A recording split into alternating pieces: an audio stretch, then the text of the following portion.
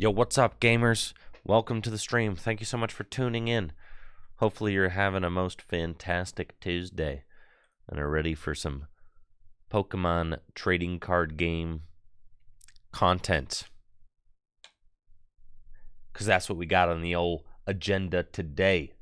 Pokemon TCG stuff. Now, yesterday, we pretty much spent the whole day just kind of recapping the very eventful weekend that was this past weekend, as it was the World Championships. And I had COVID last week, so I'm still kind of recovering from that. So if you hear my voice getting a little raspy, do excuse me. I'm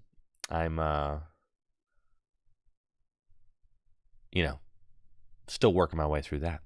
Now, we didn't really get to talk about the actual results of the World Championships yesterday because there was a lot of other stuff to talk about. So as we get started today, I figured, it's a great time to actually talk about what did well, what didn't do well, and the outcome of the World Championships. Top decks from the World Championships. What does the metagame look like now? In this time after the World Championships, what decks exceeded expectations? What decks did not meet expectations? Thank you, Emiosaur, for the Prime sub and the 3 months. No, I didn't go to Worlds. First of all, I had COVID. Second of all, I wasn't going for my invite this year because I got a baby due soon. So it's like just focusing on other things. So I was actually supposed to go to Worlds to participate in the panel to discuss Trainer Tour, but I got COVID last week, so I didn't end up going. Thank you, SGX Lunatic, for that Prime sub and the 10 months. Thank you, Emiosaur, for that Prime sub and the 3 months. All right, too hot for hoodie, actually. So yeah, let's do a little talk about the top decks from the World Championships, shall we? Let's see. Overlay look good. Overlay looks great. All right, if we do this, I'm probably going to chop this up into a little YouTube bit, because people want to know the decks that did well. So if I get this out as a little YouTube edit today, that'd probably be real nice. And then after we're done talking about the top 8 decks from the World Championships, I figure we could treat ourselves, maybe not just top 8 decks. We want to talk about some top 16, top 32 decks too. Then I figured we could treat ourselves to some good old Pokemon TCG Live as a treat. Does that sound like a good plan to you guys? Thank you. Is there maintenance today? Is there?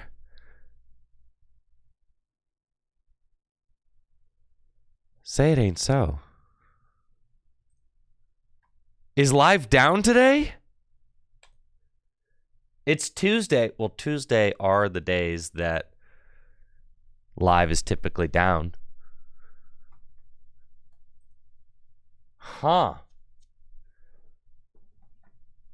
Later today. Maintenance, huh? Thank you, Used Thunderbolt, for that Prime sub. Appreciate the support. Thank you, everybody, for supporting the channel. I really appreciate that. In 30 minutes. Man. All right. Well, let's just play a little TCG Live until maintenance goes up then. Yeah, let's just do that. Sure. All right, sick. And then then we'll talk about World's top 8 decks. All right. I really wanted to get a game or two in with Henry Brand's No. Miraidon, washed. Old news. Who cares? All right. That was totally yesterday. Henry Brand's Banette Dustnor deck. Let's freaking do this, all right? Henry Brand's Dustnor Banette deck. Do you guys see this on Twitter? He wouldn't stop posting about it. I'm falling for the I'm falling for the bait, guys. I'm falling for the propaganda. That did look fun, didn't it? You see him tweeting about it? I saw him tweeting about it. Saw him X-posting about it, I mean. Sorry, X-posting. Sorry, Elon Musk. Not tweeting. Tweeting is so 2022. Now we do nothing but X-post. All right. Duskull.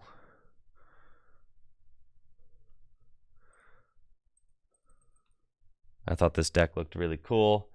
Here, I'll get my face out of the way so you guys can see it. Dusclops. Dustnor, I need a couple of these. 3 Dustnor. 1 Clops.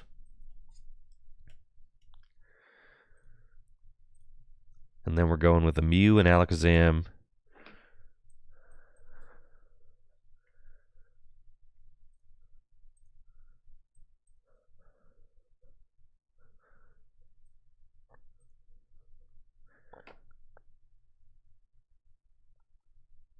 Blood Moon, and Squawk.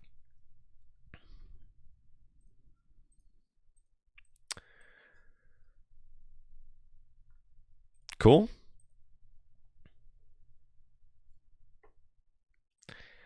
And then that's it for the Pokemon. We need Iono's Research. 4 Iono 2 Research. Dang, broken deck. Not there.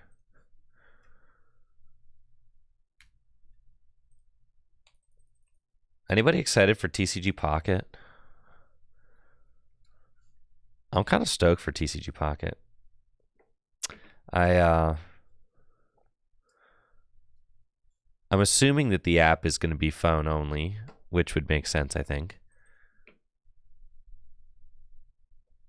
I did register, or like, you know, you shouldn't, I mean, I don't know why you'd have to pre-order it, because like as soon as it goes live on the App Store, you can just download it. It's not like there's a limited quantity, but I did do that though, just because I'm excited.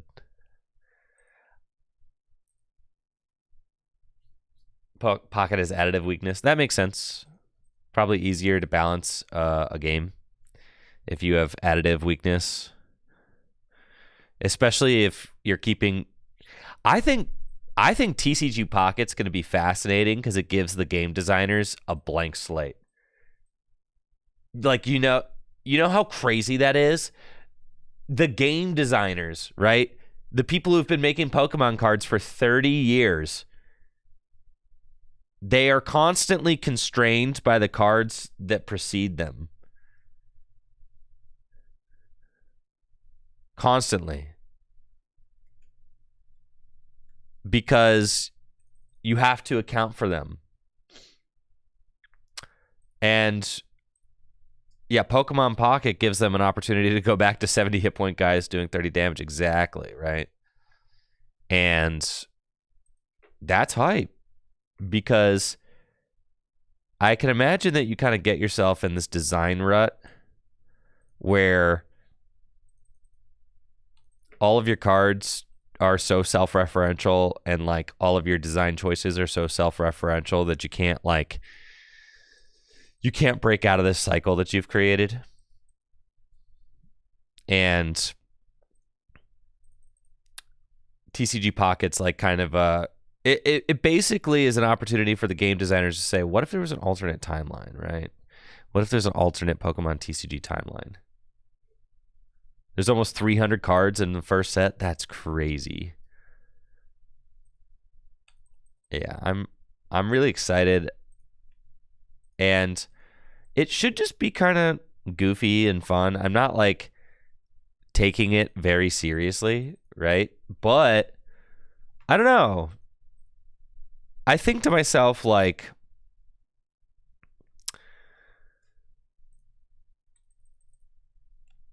I'm someone who casually plays Pokemon Go. In fact, when I watch like the sweatiest Pokemon Go players play Pokemon Go, it doesn't make me want to learn more about how to play Pokemon Go. It makes me want to know less. I'm like, dang, dude, that looks like doing way too much. I'm like, I just kind of want to like do my battles. I don't want to count attacks. I don't want to know about like how much charge everything's getting per thing. I don't want to know about any of that. But like, I do have to, like when I want to learn something about Pokemon Go, I have to like look online, and I'll be like, all right, well, because I get interested. I'm like, all right, well, what's the best way to make like a what's the best way to make a like a Skarmory build or whatever, or what's the best way to make a Poliwrath? So like I'll like look that stuff up, and I do think that there will be lots of people who are like interested in TCG Pocket and want to know. I have till 8 p.m. today to remove frustration. Thank you, Lance. Okay. That's actually really big. Thank you. Excellent. I have to see if any of my guys still have that I need to purge. That is big news.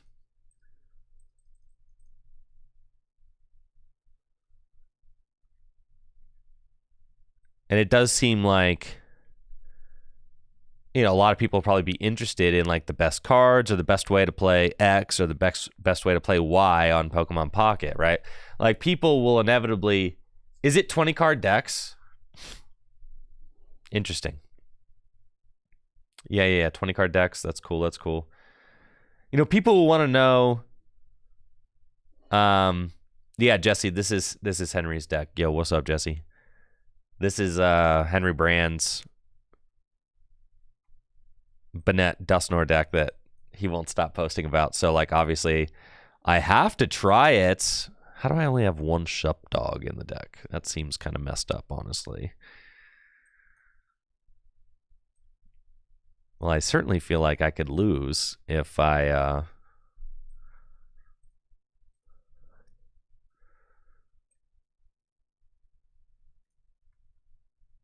Oh, don't mind if I do take that. Certainly feel like I will lose if I get my only Shuppet knocked out. This seems like an unfortunate number of Shuppet to have.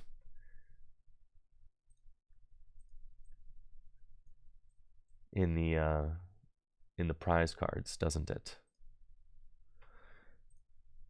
Jesse, when are you back home? Guys, I'm going to be having Jesse on stream next Wednesday, by the way, is the plan. Next Wednesday. You're home now? Nice. Welcome home, Jesse. Yeah, I don't want to squawk this hand away. I've got a Rare Candy Dusknoir already here.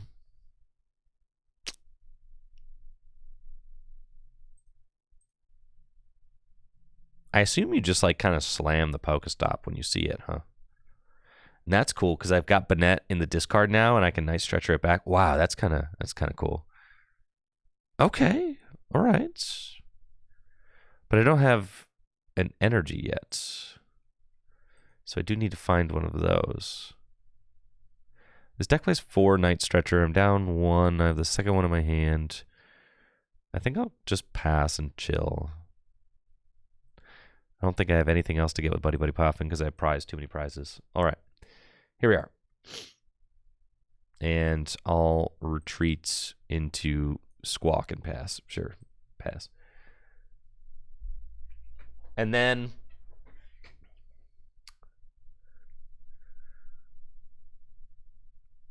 what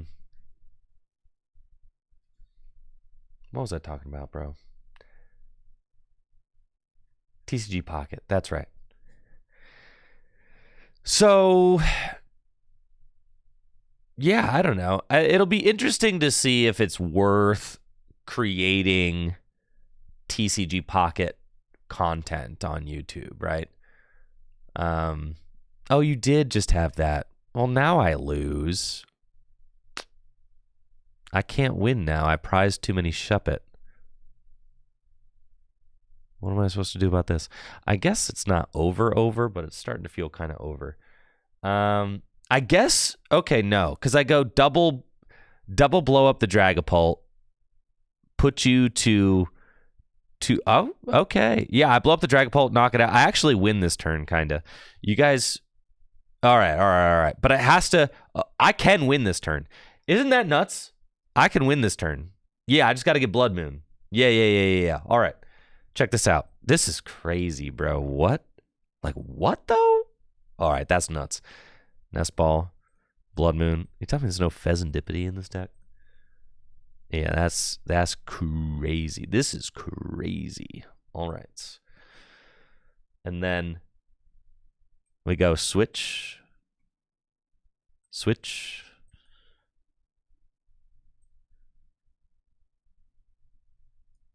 Trekking shoes. I think no, because I kind of need it to be a supporter, right?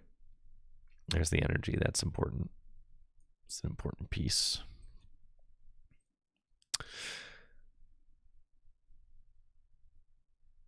And then we're going to stretch her back.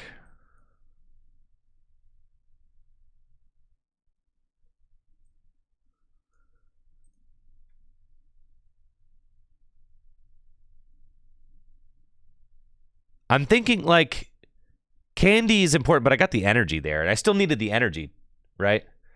Oh, I could have attacked for free and Dust Stretcher again. Holy smokes, you're right. See, this is my first game with the deck, guys. I'm learning. Okay, that's crazy. Because you blow it up.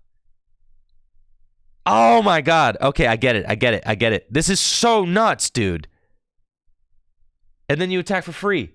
Holy smokes, dude. I was thinking to myself, like, I didn't have a Dusknoir in the discard pile, but you... Oh, my God. This deck is broken. Okay, I get it now. I literally just had game on board, but, like, it's cool. I'll get it. This deck is so broken. And now I need the rare candy. Or the Knights. Oh, yeah, see. All right. This deck is so broken, I didn't even get punished for my misplay. Like, that's how broken this deck is. First game, and I win.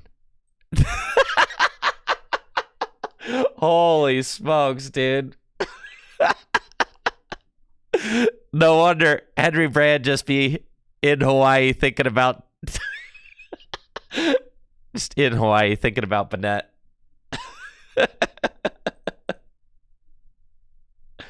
Oh, you don't even have to lock, dude. You don't even have to lock. You just board wipe. Oh, okay. Got it. Yeah.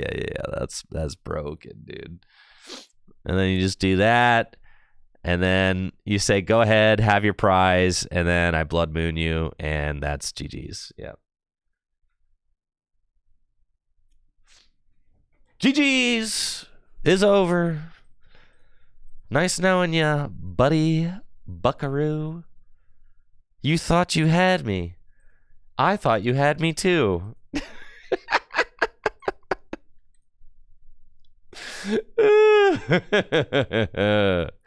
Yes. This is fantastic. Henry Brand's a genius. Man, I wish I could just play this deck all day, but there's maintenance. They got to maintain the greatest TCG client of all time. That makes sense.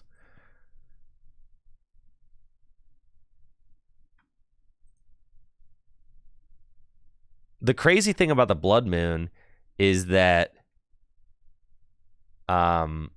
you can control how many prizes your opponent has. So you just say, like, all right, I'm going to give you 2 more prizes so I can attack for free or whatever.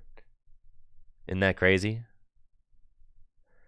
Now, I forgot about the interaction where I could blow up my own Dusknoir, put it in the discard pile, and Night Stretcher it back. Like, I forgot about that. So I should be even more powerful now. I think...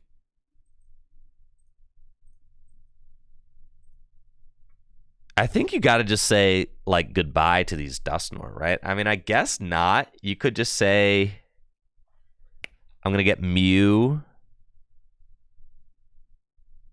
and keep the Rare Candy Dusknoir. The Rare Candy Dusknoir seems so good to keep, and then you could say I'm going to get Mew and try to draw. Getting rid of Rare Candy Dusknoir feels so bad, but you play 4. Who cares? Yeah, you squawk this every time. Yeah. Who cares? I think I'm getting too attached. Yeah. I'm getting to it. You thin the whole deck down and you say, I'm going, baby. That's it. I'm squawking in season. That's it. We're going. No one can stop me. I'm too strong. And then this Banette. That's crazy. All right. This hand kind of stinks, not going to lie, but that's cool. I'll pass. And then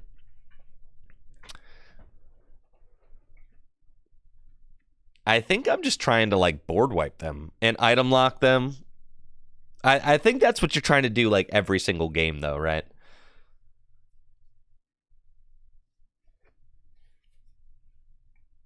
Every single game we're trying to board wipe our opponents.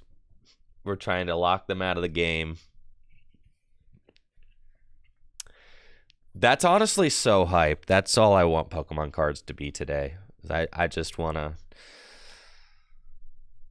Why switch into the Squawk? Because giving your opponent prizes, I guess... Like, I don't think they're going to take a turn 1 knockout on my Squawk. That's why.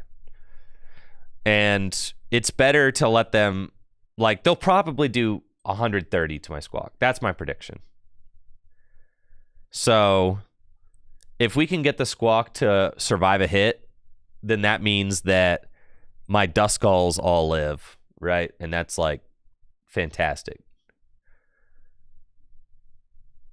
That's why we switch into the... and see, they even missed an attack. So, yeah. Yeah, the Squawk is, like, not dying that turn. That's why we switch into it. Let's go here and let's say the Night Stretcher loss stinks, but it's fine. We want to go. I guess I can. Yeah, it just is what it is. Yeah, that's fine. We'll get rid of these. And then we're going to go get Banette Spaghetti. And then we're going to say Prime Catcher, the Greninja, right? You see how broken this is? Broken, busted deck. Absolutely insane. And that's cool. We just item lock, keep things real nice and chill with Everlasting Darkness. And we wait until we kind of draw out of this. I could, they would have to have a Sada this turn, which they probably have. They'd have to have a Sada and an attachment from hand in order to move the Greninja. We do need the Radzam, but we could put the Radiant Alakazam down as soon as we blow up a Pokemon, right? So, it doesn't matter. We're not, like, bench locked. That's the thing, is you don't, like... You don't bench lock yourself in this deck because you can always remove Pokemon from your own bench.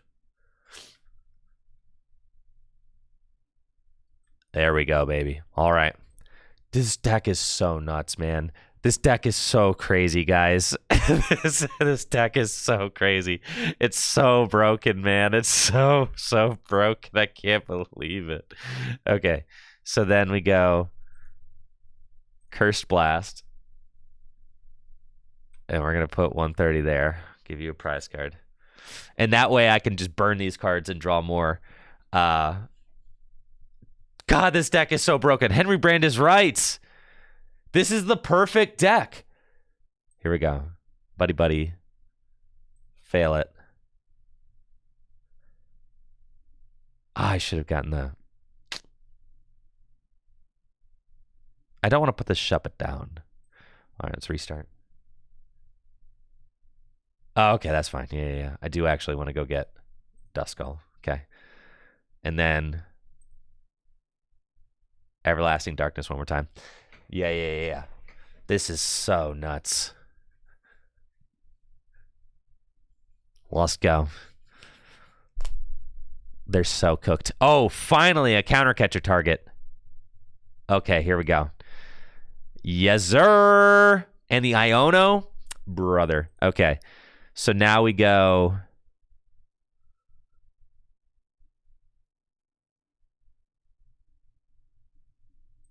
Cursed Blast. And I want to keep this Radiant Greninja here. We're going to put this here. And then we're going to give them one more prize. And then we're going to say... We're going to counter catcher up the Roaring Moon. Yeah, you. Okay. And we're going to put down... yeah, I'll just Iono. I don't want to bench another guy right now. Okay. We go. And it's crazy because you can give them Pokestop, but then they can't use it. Trekking Shoes. I think we do want to research. Yeah, we'll keep that. Pokestop. Use it. Oh, baby. Stretcher. God, Henry Brand. Genius. Genius. All right. And then, and God, what a just fun deck to play. And then we can start like messing with them with Radiant Alakazam. So like we go Ultra Ball here. Go get the Radiant Alakazam, right? And then we say, and we just want one more Dusknoir. That's it. We go restart for one. Okay. And we go Painful Spoons. And we want that there. And then we're going to start moving damage to their other guy with the energy on it, right? Eventually. That's kind of the game plan. And we Everlasting Darkness, and we lock this moon active. So then we're saying that they don't have Sada plus Darkness energy. And if they don't have Sada plus Darkness energy in this hand without playing items, keep in mind, no items. They've got Explorer's Guidance. That's fine. I can Iono again after this. I could actually... I can Iono them to 3 because I can Night Stretcher for the Clops back. But I'll Pokestop first to see if I find a rare candy. Yeah, Pokestop first. If we find rare candy, okay, maybe. Let's see, 2 more cards. 1 more card. No candy. That's fine. I still think it's worth it.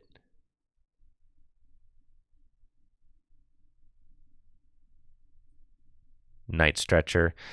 That's fine. Actually, we don't want to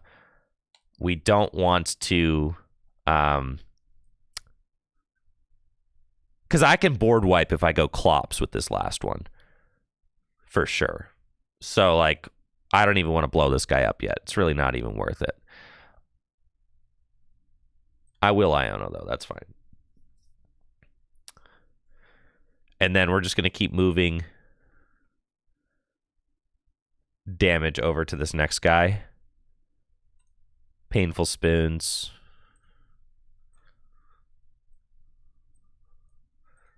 And then, yeah, Everlasting Darkness. 30 more damage. And we're like very close to the win now. I got to count my Night Strike. We're at the very bottom of the deck as well. They do have Boss. This is pretty tough. But that's okay. The fact that they have Boss means that they don't have... we have Prime Catcher down and 1 switch. All right. Means they don't have a supporter they're playing. So we get to look at every single card in our deck. We got 6 cards left in the deck. Cool. Trek.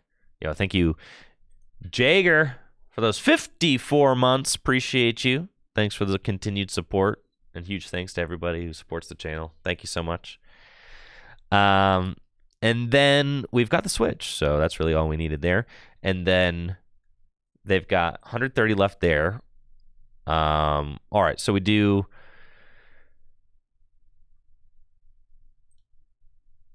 trekking shoes. Don't need that. I should have one more night stretcher left. It could be prized, though.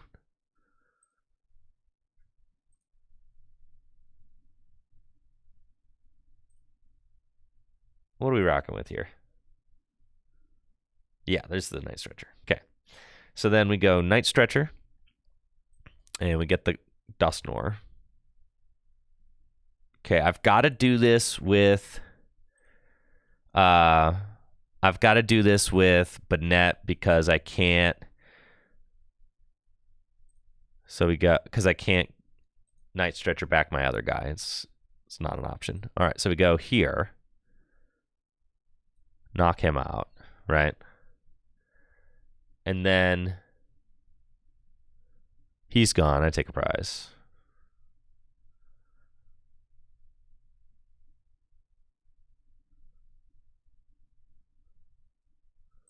And let's see what it is. Pokestop. Don't need that. That's for sure. And then we go switch into Banette.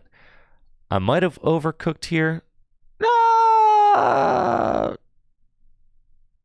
We're fine. All right, Iono. Maybe I overcooked myself. I think I did overcook myself. Let's see. Because you've got 140. That's way too many hit points left, and I don't have any energy left in the deck. Yeah, I think I overcooked myself.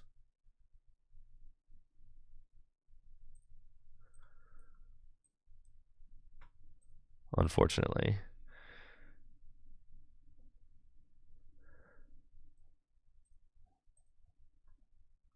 I need like one more energy, but I think I prized a bunch. Because I think I've prized 2 energy in those 4 cards.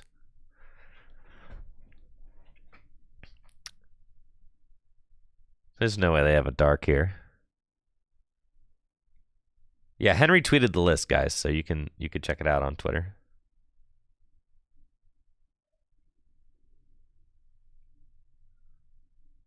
Yeah, I'm cooked for sure. I just don't have enough time. Let's see. Do I have 4 Iono in the discard pile? Yeah. All right. I'm cooked, guys. Dang it. All right.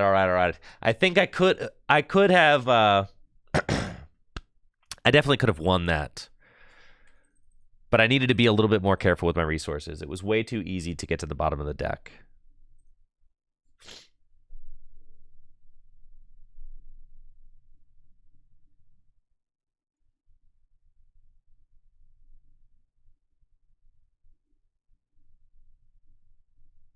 There's a reason why the deck list is kind of like addicting to play, because it's like solving a funny puzzle. And it's such a unique deck compared to every other deck in the format right now. You're so close to losing the whole time you're playing, right? Oh yeah, this is a mini games deck for sure, if there ever was one. You're so close to losing. You're so close to deck out. You're so close to giving your opponent those last prizes.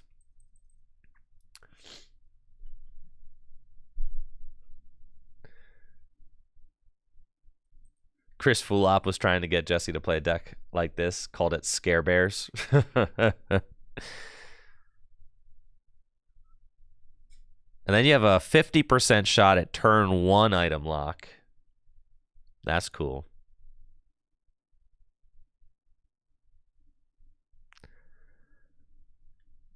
All right. We'll see what we can do. Trek. Sure. That sounds good. Here.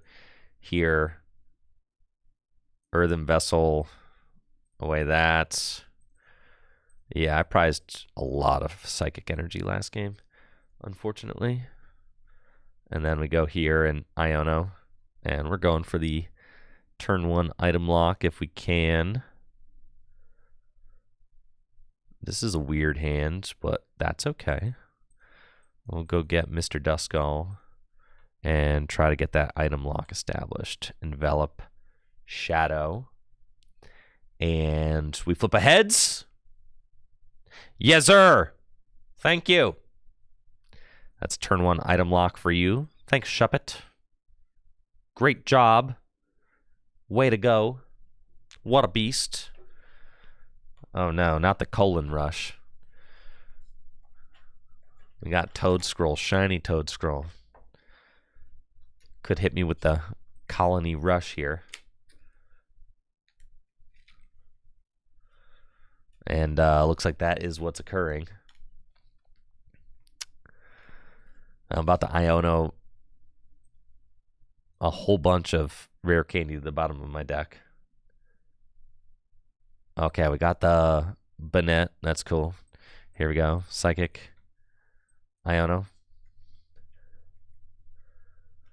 And then see what we got. Not a lot, but that's okay. We put all those rare candy at the bottom of the deck. I need to get like an Ultra Ball away.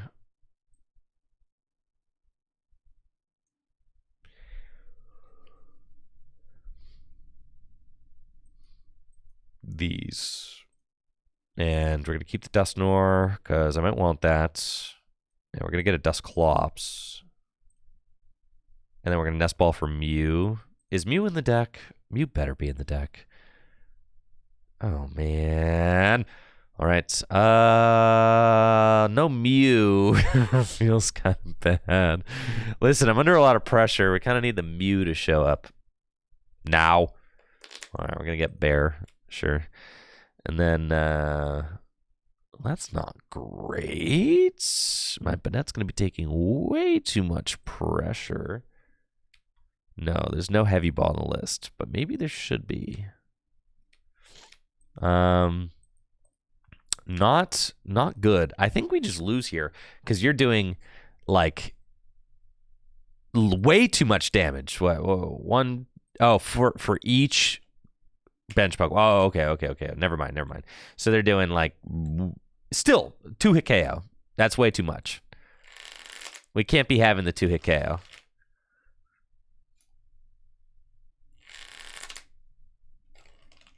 And we've got a dead hand. And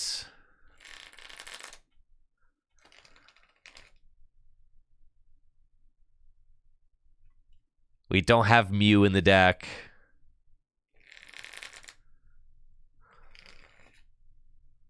Top deck research. Let's go.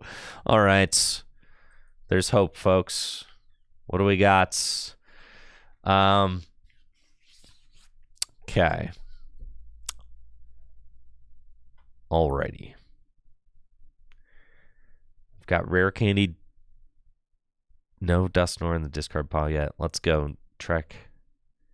Ultra Ball.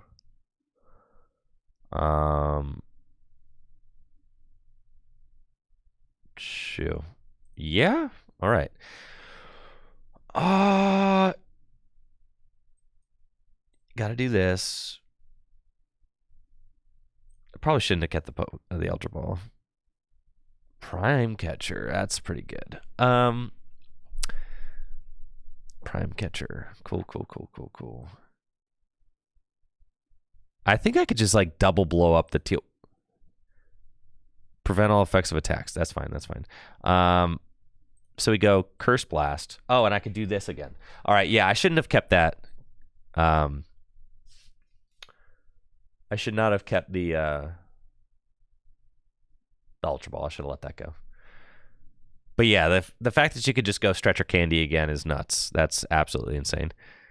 So then we do this and we give up one more prize. Oh, this is so fun. This is so cool. All right, here's the broken combo. Yeah, you just do that, right? And that's why I should have let the Ultra Ball go. Because you could just do this. And then you go Curse Blast again. And then Blammo, take him out. If I had Radiant Alakazam in play, I could have saved 20 of that damage. I don't know if I actually want to play this Ultra Ball. That's kind of why the Ultra Ball has to go. But please give me the Mew. I need Mew EX here. Right. Please. And then yes, and then I could actually poltergeist them now, and we might be able to take a knockout, which would be kind of funny. What do you guys think about that?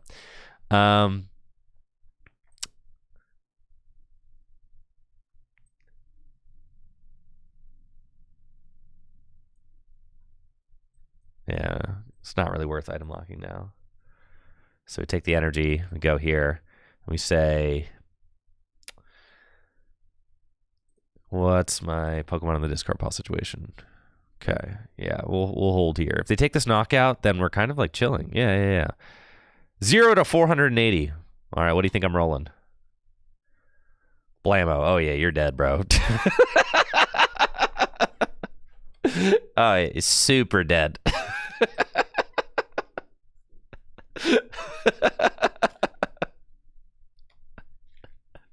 Absolutely bodied. Yeah. There you go. So we take that. And now all I have to do to win is go Prime Catcher Blood Moon game. Isn't that nuts? This deck is broken, dude. Deck's broken. This is it. This is the perfect Pokemon deck. It's crazy.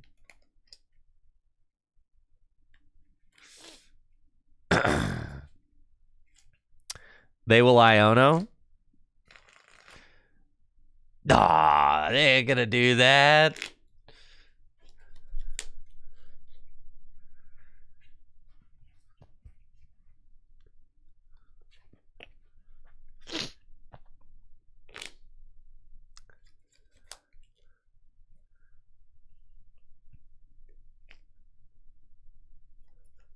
Marco Spector says, every time I watch a stream, there's a new broken deck, and I have to go to locals to look for new cards. Ain't that just the way? All right, I'm getting colon rushed again. Here it comes. Watch out, folks.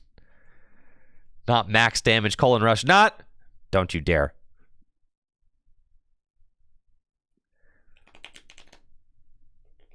Well. Oh, here's the thing. Oh, this is so. God, it's broken. All right.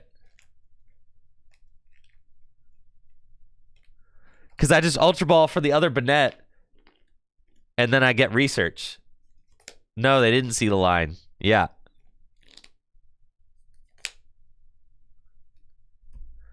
So then I do this. That's GG's, mate. Free attack. Oh, I don't even have to do anything. It's literally free. Yeah. I forgot that it's free, guy. I always forget he can attack for free. God, that's so broken. Anyways, you lose. Blammo. I always just forget that it's free. Free is ridiculous. I mean, this card's way too good. Blood Moon. Who designed that card?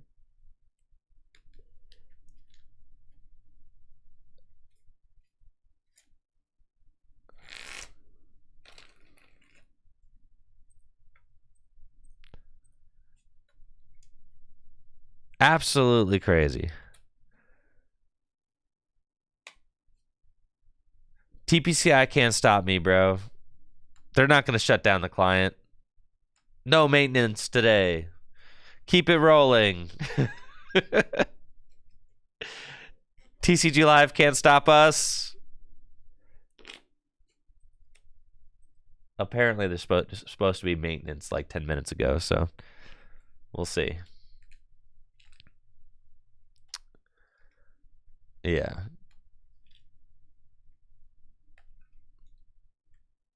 We'll, you can't log in. It's already happening.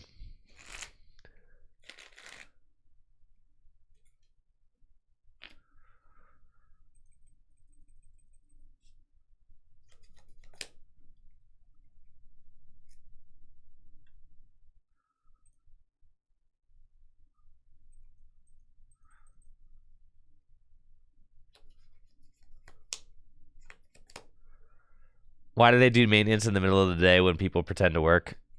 I assume it's because that's when TPCI employees are at work. All right. Trek.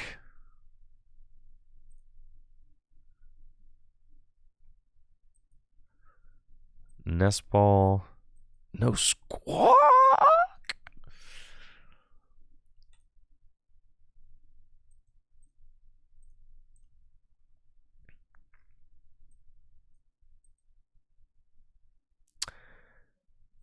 Okay.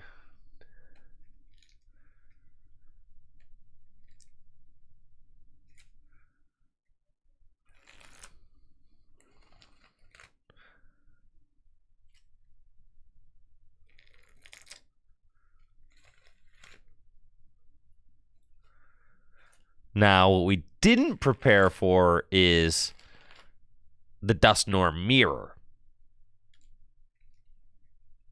So, yeah. Now, they started Radiant Alakazam, so I think they just lose. Because I'll just item lock that thing in the active spot. That's why I didn't bench mine. Because as soon as this thing... Yeah, we should just be able to item lock that and just keep it there. That should just be it. Even if they hit switch, I can blow up a Dusknoir and counter catcher it up. So that would be the best thing to do.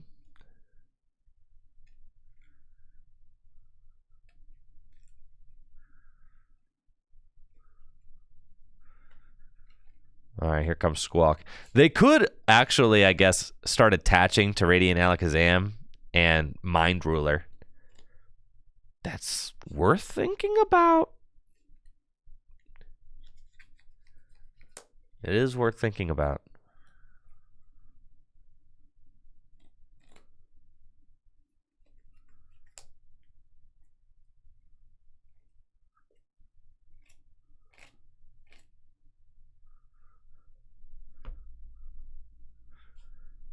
Okay, we got Mew. That's good. We'll put Mew down.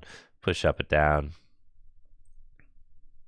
Got a rare candy in hands, but we'll just let it ride.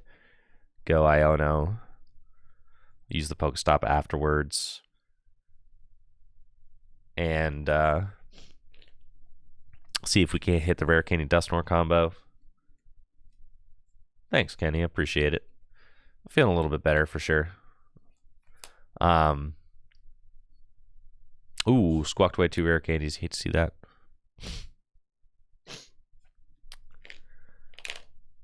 So, yeah, I think they're cooked. Deep fried, actually. They're down 3 candies.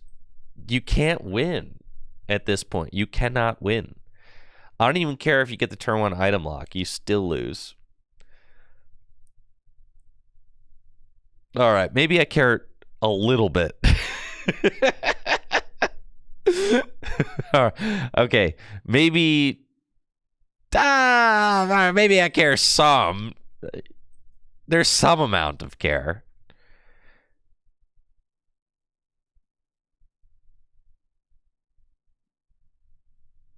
Oh. Yeah.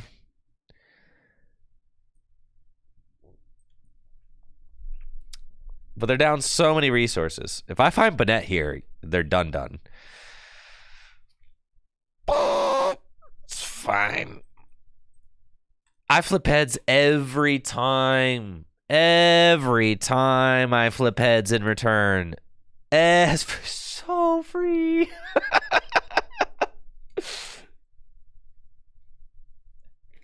If I Pokestop, I can't play items. I'm item locked. I'm item locked. I'm going to get items that I can't play.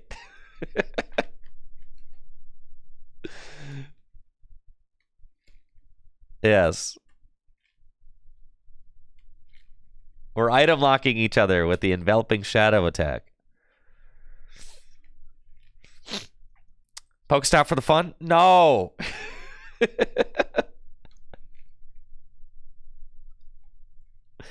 All right. They flipped the tails. Yeah, now you are absolutely destroyed, brethren. Yeah, it's is big over for you. Okay, we're going there. We're going there. Going there. No. Do I want to counter catch or something? You betcha. Curse Blast, the active. Nope, not the active. The Squawk. Because that would be tied on prizes. That's not what I want. So then we're going to go give them the prize. We don't want to take a prize so that we could bring this fella back up. Nest Ball. Duskull. Research. Banette Spaghetti. And now, yeah. Yeah. You can see where this is going. Let's go Ultra Ball.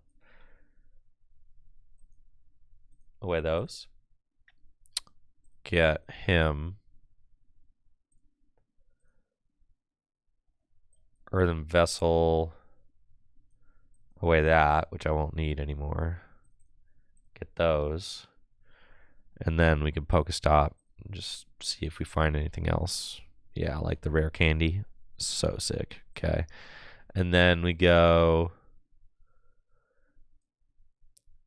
rare candy into Dusknoir.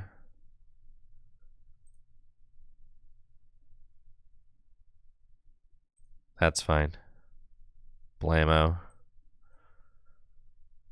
I'll take my 2. And then hiya. Let's go, baby. Let's go. Take my 2 prizes. Cool. And go Everlasting Darkness. Just keep doing that. Yep. And then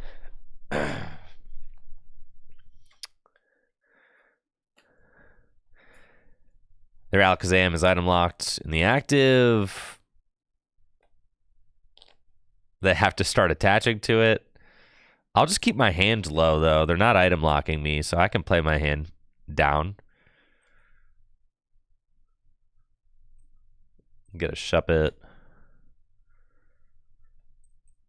Pokestop again. I've already got rare candy in my hand, so I might as well do that. Yeah, all right. We hit that. That's fine. I think I'll just hold. No. I want to my hand down so that I don't get bodied. Yep, that's right. And there's the Night Stretcher I was looking for. Got 1 Night Stretcher down. That's fine. 1 rare candy down. Okay. So let's go Night Stretcher for the Clops. Trek. Yeah. Night Stretcher for the... Dang, this is so nuts. Dusknoir. Okay. Rare candy here. Go. Don't even want to restart.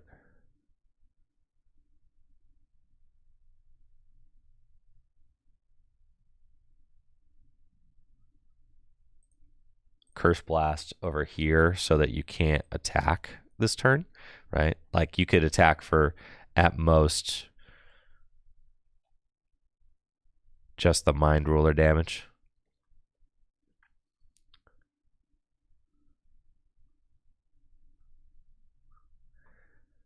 Cool. So we'll grab that. And then what? You could do 40 damage. That's fine. I'm going to lock 1 more turn.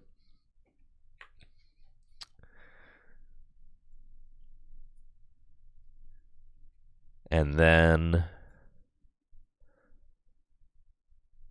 at best, yeah, you're doing what, 40 damage?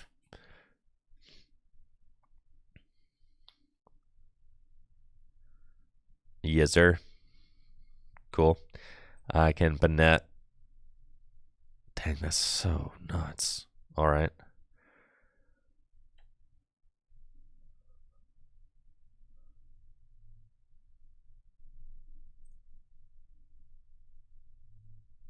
Very close. Let's get Iono again.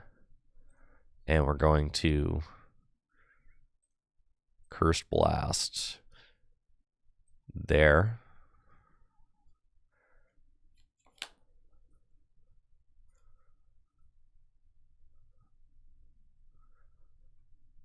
Set you to 2 prizes left. Set me to 2 prizes left.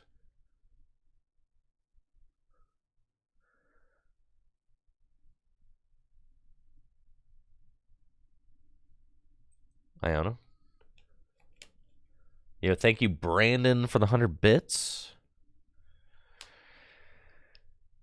Ah, cool. Give me a second and I'll do that, Brandon. Yes, sir. Sure.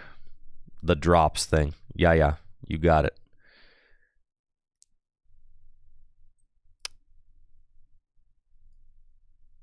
Switch and Everlasting Darkness.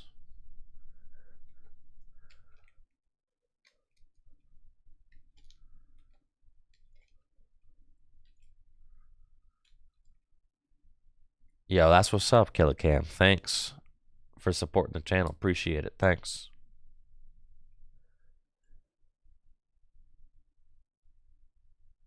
Hey, you're doing 20 damage at a time with that Mind Roller. It's not really going to cut it. Okay.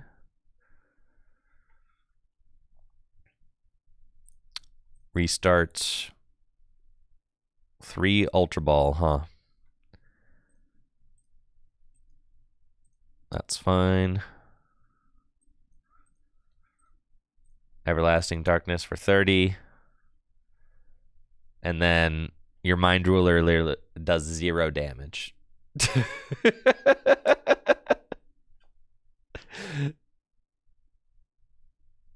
0 damage. So you have to pass.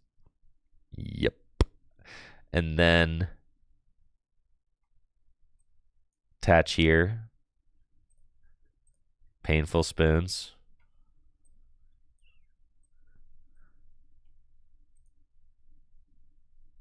Everlasting Darkness. Yeah, that's what's up, Passion Fruit. Happy to have you here. Glad you're enjoying the game. That's what's up.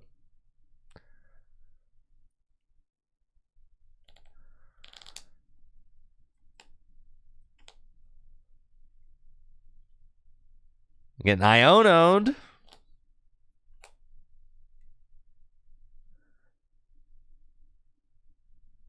I guess that is scary, yeah. If he finds Blood Moon Ursaluna here, they do just win.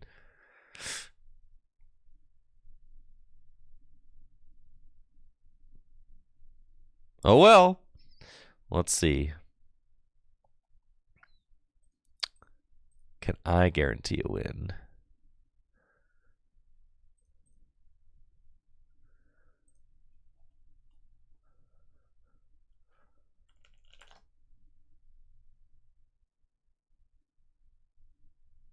Do you think they have a trainer card in their hand? We just keep it item locked.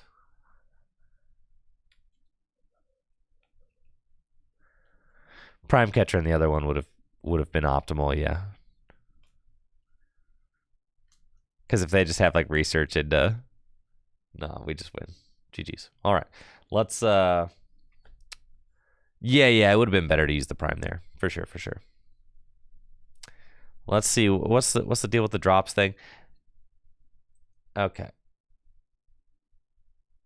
the drops are working now. Let's go. I don't even know what Twitch drops are, guys. I don't know what any of you guys are talking about.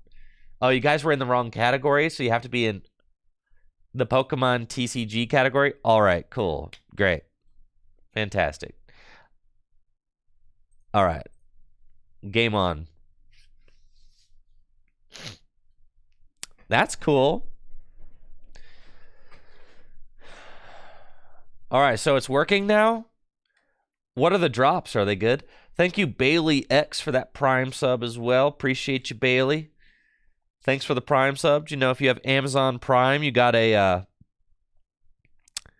free subscription to a streamer of your choice every month, courtesy of Jeffrey Bezos. Thanks for that Prime sub, Bailey. And thank you, everybody, for supporting the channel and the content that we produce here.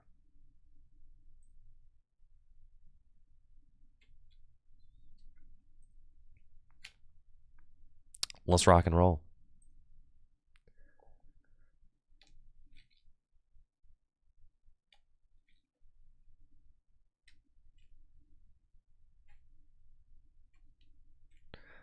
Looks like I'm up against a Gardevoir deck. Cool.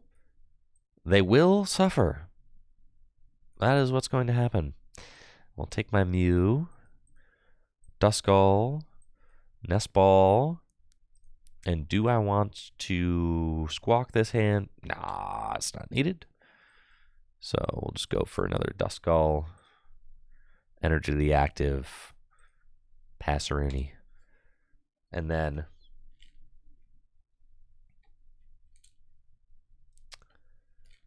Ryan says, when's the next drop of Tricky Gym shirts? When our current load sells out. There's the red Tricky Gym shirts are now available on trickygym.com. Yes. And those will be there till they're gone. I'd say we're about halfway through them. So definitely, appreciate anybody who's picked up a Tricky Gym shirt, mat, sleeves, all that. All that stuff's at trickygym.com. Really appreciate the support, guys. Thank you. There's still hoodies available. Yes. Tricky Gym hoodies. Those are available at trickygym.com as well. Yes, the hoodies. Very cozy. Extremely cozy. We trek. And we keep trekking. Yeah, we don't want to get rid of those. All right. Iono. When are we going to do some more Neopet stuff? Probably next week. This week, I had COVID last week, so I'm not bringing anybody in for tabletop this week. But next week, I'm in the clear.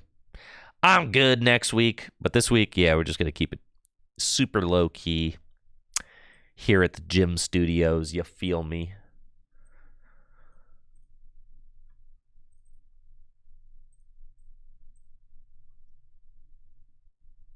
I don't actually want that energy. I don't know why I got it. I guess it thinned my deck because I wanted to draw with this. Because, like, this hand is butt, I don't want energy on the Mew.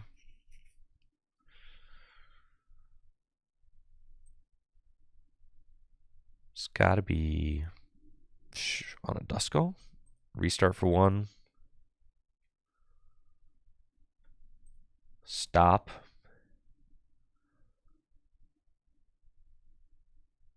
Oh, this is kind of not great. It's all right, though. We flip heads here.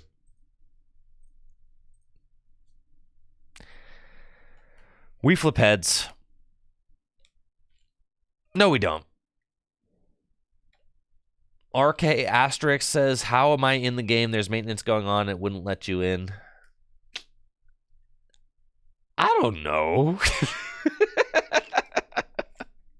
I don't know. I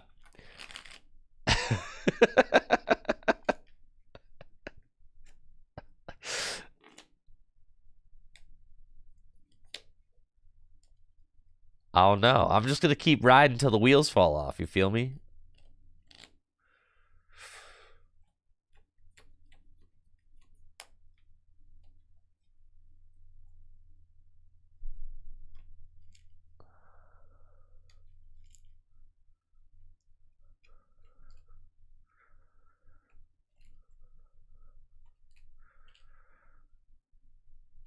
It's like think of it like this. Guys, think of it like this. You ever been in like a Walmart as it's closing? Okay. What do they do first? First, they close the front doors. There's still people inside shopping. Those people are allowed to finish shopping. Think of me as the last guy moseying around who they're eventually going to have to come drag out. Or eventually they're going to have to come kick me out. But first they close the doors, right? So, right, you can't log in. They close the door on you guys. Yes.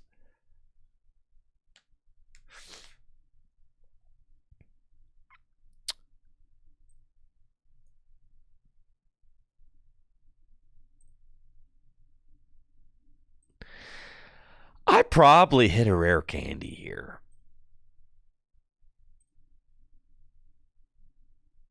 Nope.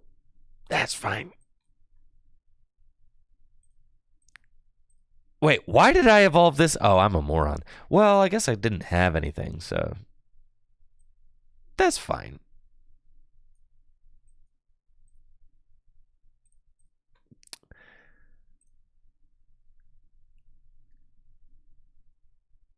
Yeah, puppet offering.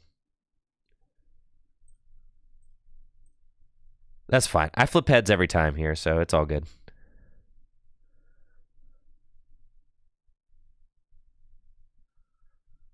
Well, that's okay.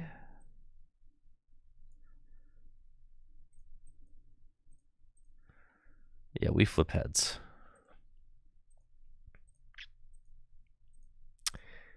Come on, baby. Come on.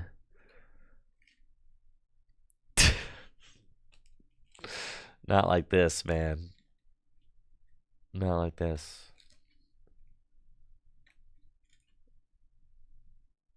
Yeah, I'm feeling like that's game over. All right, we'll concede this one. All right, next.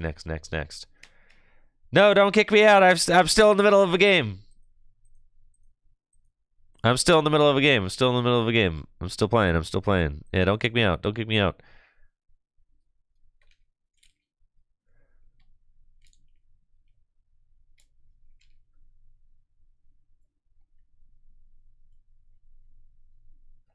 See, I'm in the middle of a game.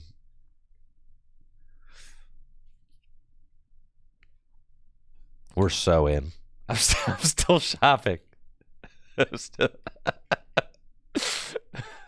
still shopping. Yeah, I'm still shopping. I'm just trying to figure out which one of these. Bottles of toothpaste to buy. Yeah, it's just. Yeah, sorry, I got to read the back of all the toothpaste labels and figure out which one cleans my teeth the best. Everybody knows it's Sensodyne. Come on now. I should have started the Mew. It's fine.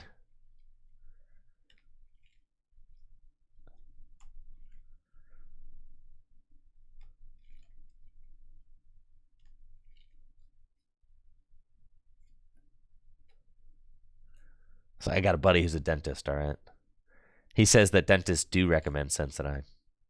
It's true. He confirmed the propaganda. Giratina?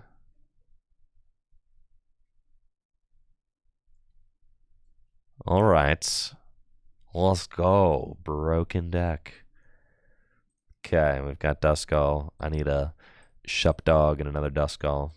Okay. And then we're going Mew.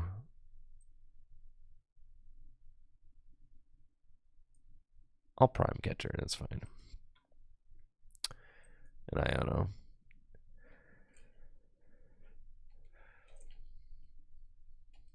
It's pretty good. Come on. Let's go. This is everything we ever wanted. It's right here. It's happening. Enveloping Shadow. Give it to him. Turn 1 item lock. Come on. Do it to it. Yes, sir. That means no items for you. Ha ha ha ha. Ha ha ha ha. Yes, yes. How is your Lost Box deck without those precious items? I hope you enjoyed those items while they lasted, as they will be your last. Oh, you haven't played a single one yet. Oh, oh, oh, oh. Yes. It is over for you. No items, no switch cards, no Mirage Gates. None of that. No counter catcher. Yeah, you see, they just get a counter catcher, super rod. Dude, what's the point? You just get rid of those.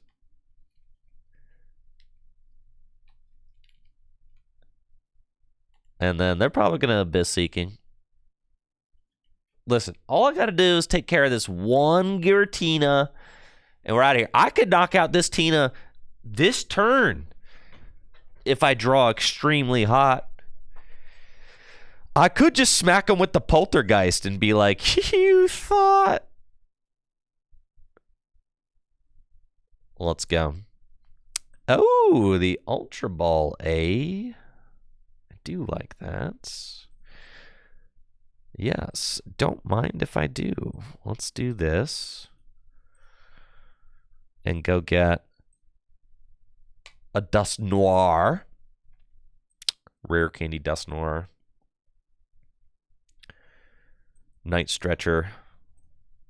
Banette Spaghetti. Let's go. Restart for 3. Yo. Oh, yeah, you're bodied for sure. Trekking shoes. Don't want to get rid of that. Let's go. Cursed Blast to knock out the Greninja.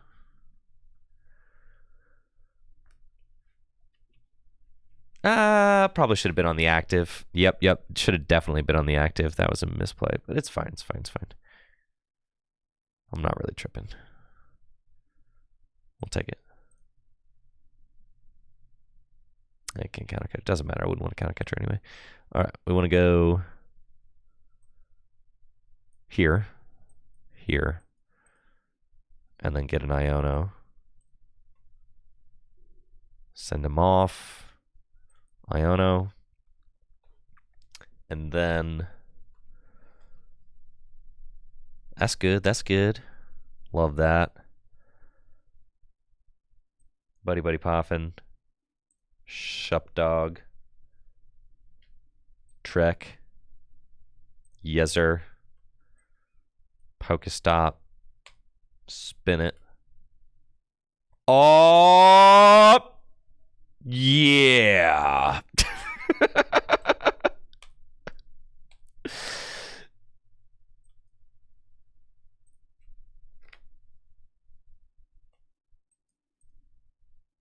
And then we go Curse Blast. And we go here.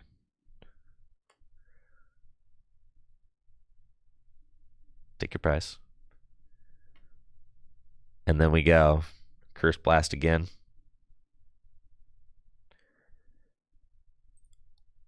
Uno mas. And then boop. And I think I'll polish it all off with a little Everlasting Darkness for knockouts and item lock. Ha ha. Goodbye, sir. You're done. You're done. I will take my 2. Thank you. And we're tied, but it doesn't feel tied, does it? Lost Box deck. It doesn't feel very tied, does it? No, it doesn't. Because you're bodied. And then I could just Blood Moon your Tina while you're item locked. Insanity.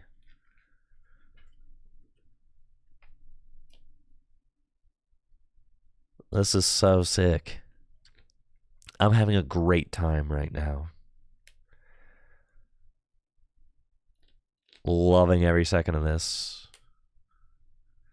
So they got to just start manually attaching to the Tina again. But they can't play items.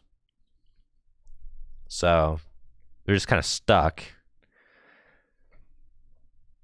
And let's see, we got plenty of Night Stretchers left in deck. That's good. Nest Ball, get the Dust Skull. I'll probably want to blow up one more. And I don't want to play the Switch yet. We want to save that. We're going to start attaching the Blood Moon Ursaluna because that's how we're going to win the game. And I own them to 3. And we're very happy to just keep this Comfy here. And what's cool is that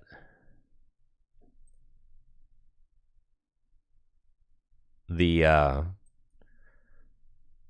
that's fine. Could put Radiant Alakazam down. I can start moving. And Jet Energy doesn't help them right now because they've got a water there. So even if they have a Jet, it doesn't matter. I'm going to restart for 2.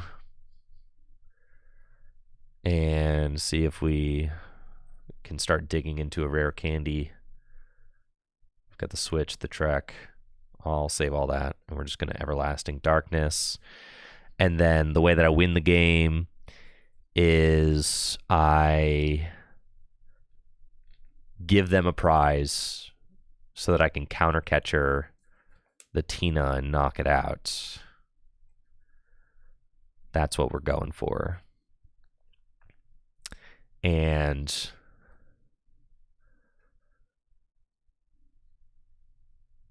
yeah, they're just this is so sick. You get to the bottom of your deck so fast. You get so much control over what your opponent can do. With the Dusknoir and the Banette, it really feels like the deck is kind of expertly crafted. It's clear Henry Brand put a lot of thought into the construction of the deck, and it's clear that he's had a lot of fun playing it as well from how much he's been posting about it. So yeah, there's the Jet, but the Jet doesn't matter. They're not attaching the Tina. That's fine. Henry Brand did play this deck at Worlds. He ended up finishing 5-3. Unfortunately, did not make day 2, but respectable record for a pure rogue deck. I mean, this is just completely out of left field, honestly. So you could see it's a deck that's like it's really good. It's cool. 5-3 at the world stage. That's not shabby at all. And that's just one player playing it. You don't know what his variance was like. You don't know if he was high rolling or low rolling. Okay. So what do we want in order to shape up a dub? We want to just Everlasting Darkness, I think, the active. We do want to start digging towards a rare candy if we can find it. We don't need that. I've already got one in my hand. There's a Night Stretcher. I can stop. That's fine. We got an energy down. That doesn't matter. Will Night Stretcher the Clops back? Yeah. And that way we're kind of building. And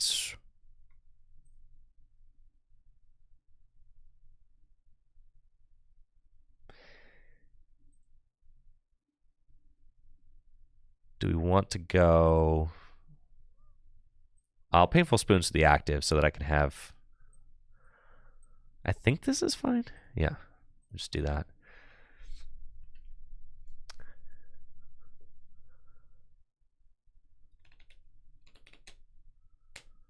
If I don't have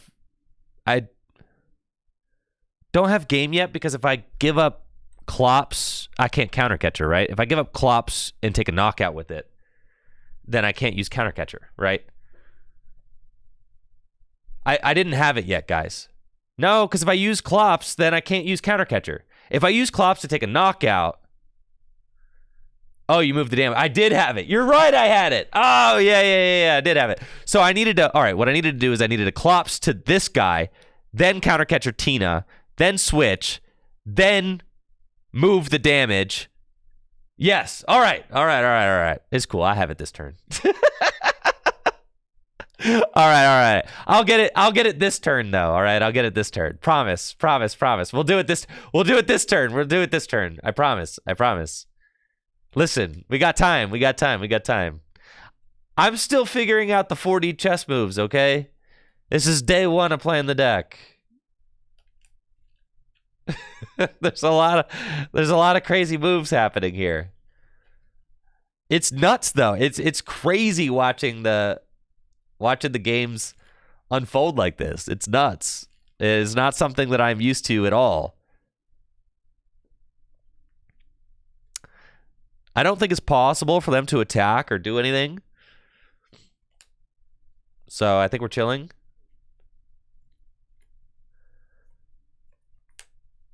I think they're just completely stuck. They could, no. All right. And now this is what I should have done last turn. All right. No! All right. So what I should have done is I should have blown up the Clops, put it on the one without the damage, and then you counter catcher on that turn. Roll. I'm still shopping. Oh, no. I'm still shopping. Yes.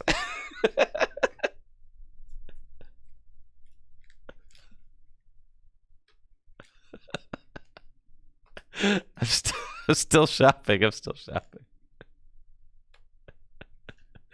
Hold on. Yeah, that's just... Wait, I gotta go check out. What do you want? You don't want... So you don't want my business?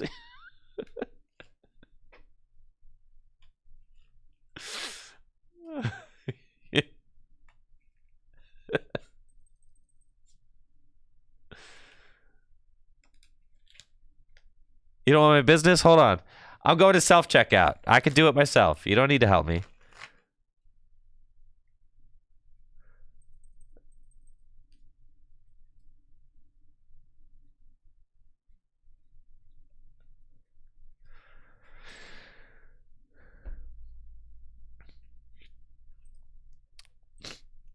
Hold on. And before I'm done, I also had a return I wanted to make. Yeah. Yeah, see, I bought these boxer briefs a couple weeks ago. I don't like the way they fit, so I'd like to return those too.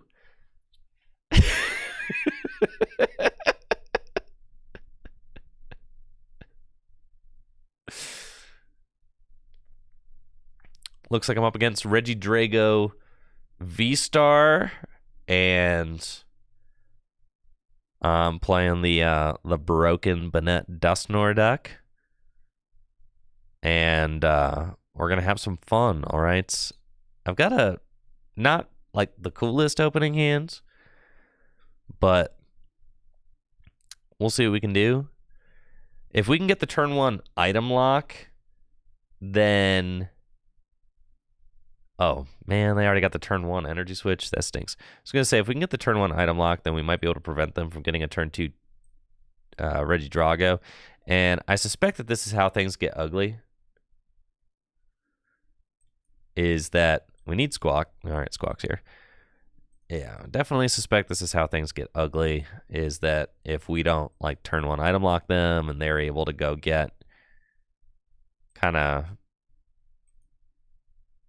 turn 2 Dragapult, that seems bad. Let's go. Alrighty then. I will take the Pokestop. Thank you. Shupdog, Duskull, let her rip. Okay.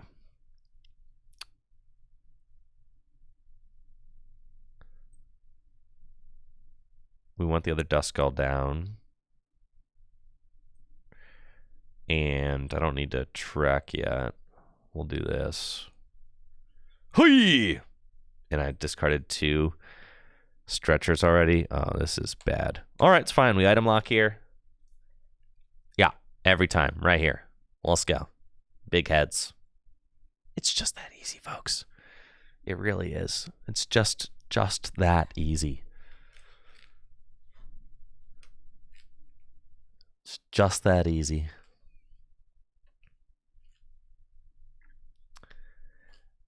Now you cannot use any items, good sir. That's right. My shop dog has prevented that. Now, what will you do? I'm not gonna lie. This hand, yeah. The fact that I'm down 2 candy, 2 night stretcher, and some Pokemon already is like really making me feel bad. But we're gonna try and just win this game before it. No, don't have the Drago. This is terrible. I lose. I lose, man. All right, maybe not. All right, maybe not quite. All right. No. We can do this. Oh, and you have to research. Just insult to injury. This is terrible. Okay. Here's how we can still win. Here's how we can still win, folks. All right. We go double Dusknoir, right. You realize I have to go double Dusknoir with 2 candy in the discard pile, right? All I have to do is hit them with the Blood Moon. Oh, yeah, they got attackers. They got this guy. That's the best one.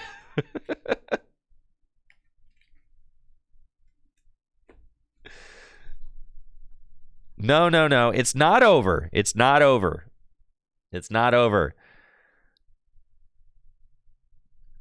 Rare candy off the top. Okay.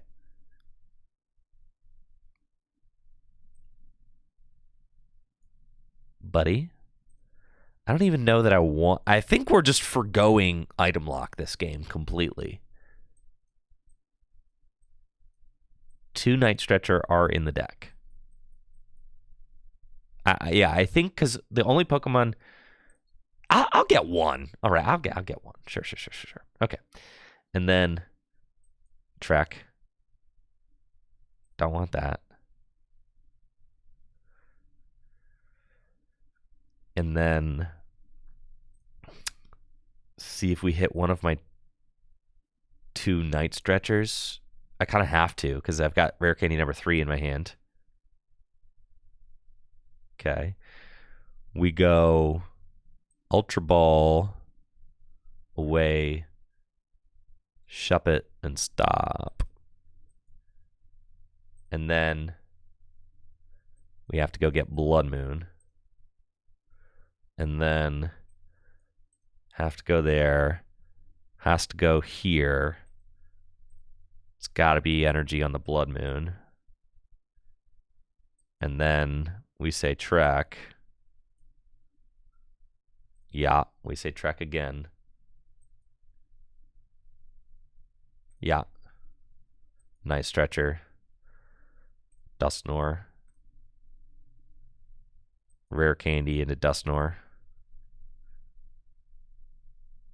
Research.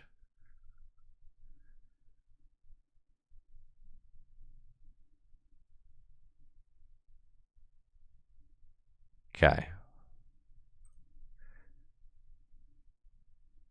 Curse Blast. Do that. And then I've got 1 Rare Candy left in the deck.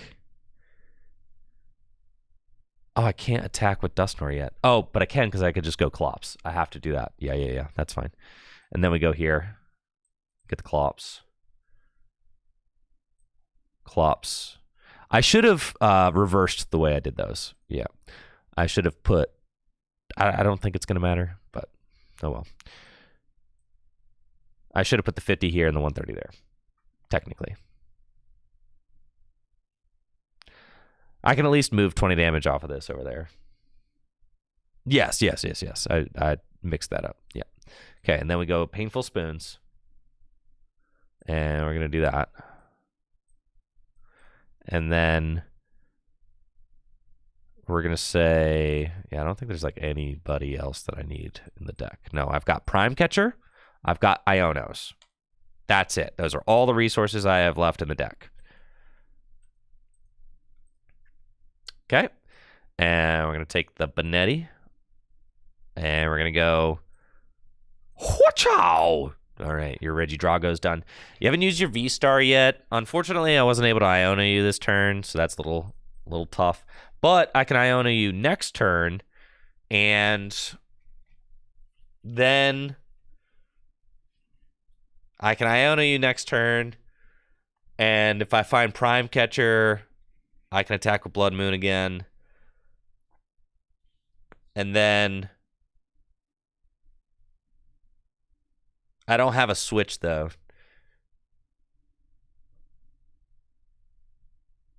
Okay, that's fine. Bring up my Squawk. 1 energy in the discard pile. That actually helps me. Their desperate Prime Catcher. Because now I don't need to Prime Catch. Thornton!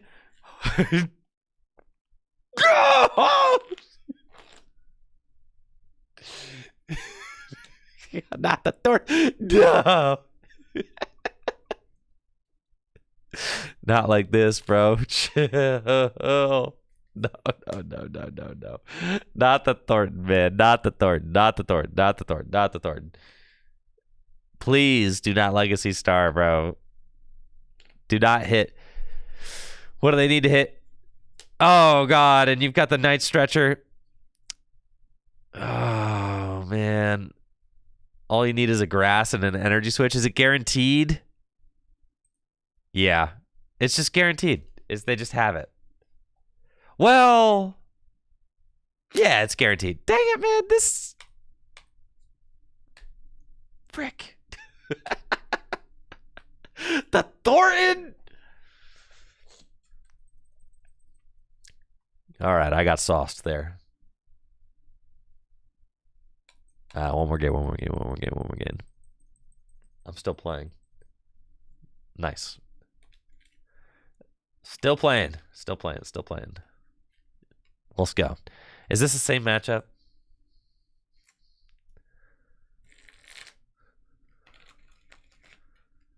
I hope so. I want redemption. Not the same player. There's only 2 people left. Yeah, I'll go first. I'm facing another Japanese streamer. Nice.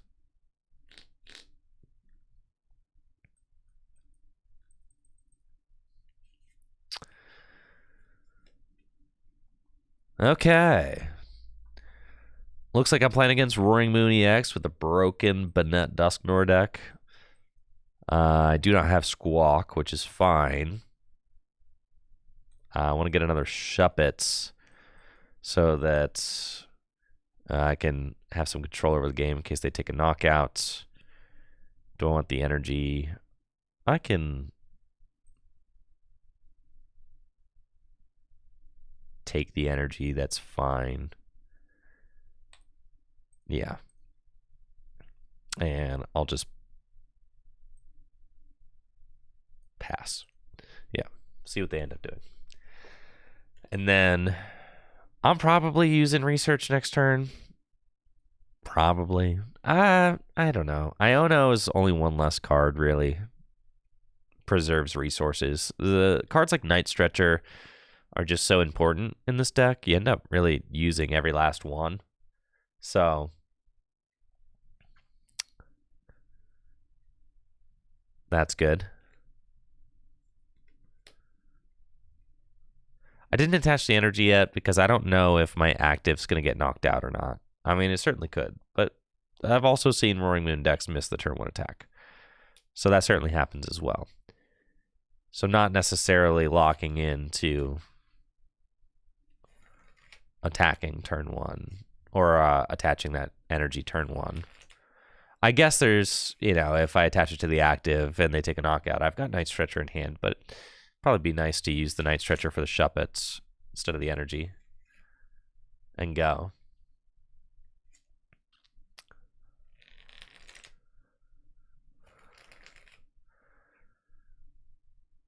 Did the client finally freeze? Is it done? No! TCG Live, no!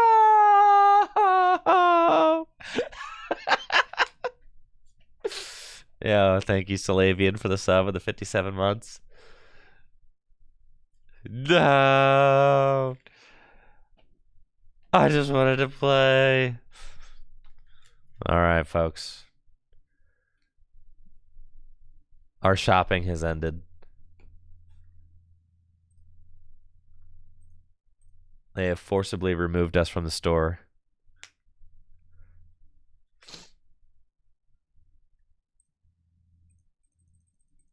It's over. Our fun has ended.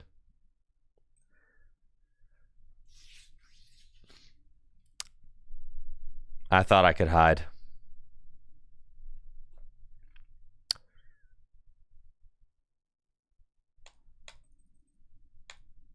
Let me collect my rewards, please. Just let me get my rewards before you kick me out. That's all I want.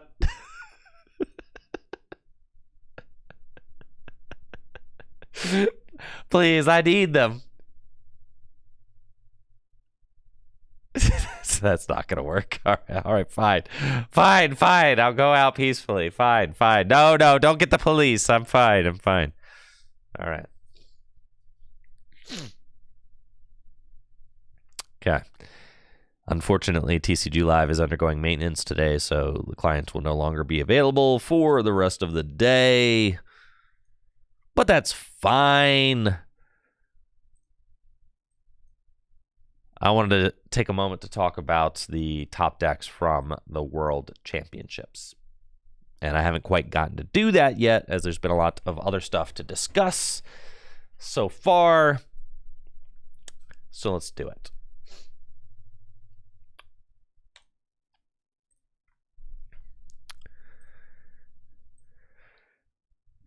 If any of you guys have any input or decks you would like to see talked about, or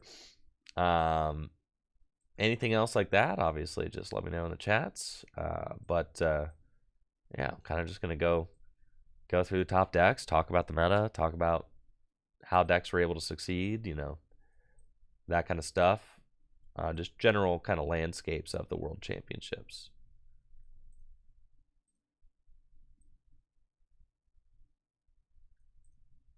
Cool. First up, we've got our World Championship winning deck, Iron Thorns EX by Fernando Cifuentes. This deck aims to shut down the opponent's abilities with Iron Thorns initialization ability. I actually posted a YouTube video just a couple of weeks ago on Iron Thorns EX, and it really did seem like it was in a pretty good position heading into the World Championships.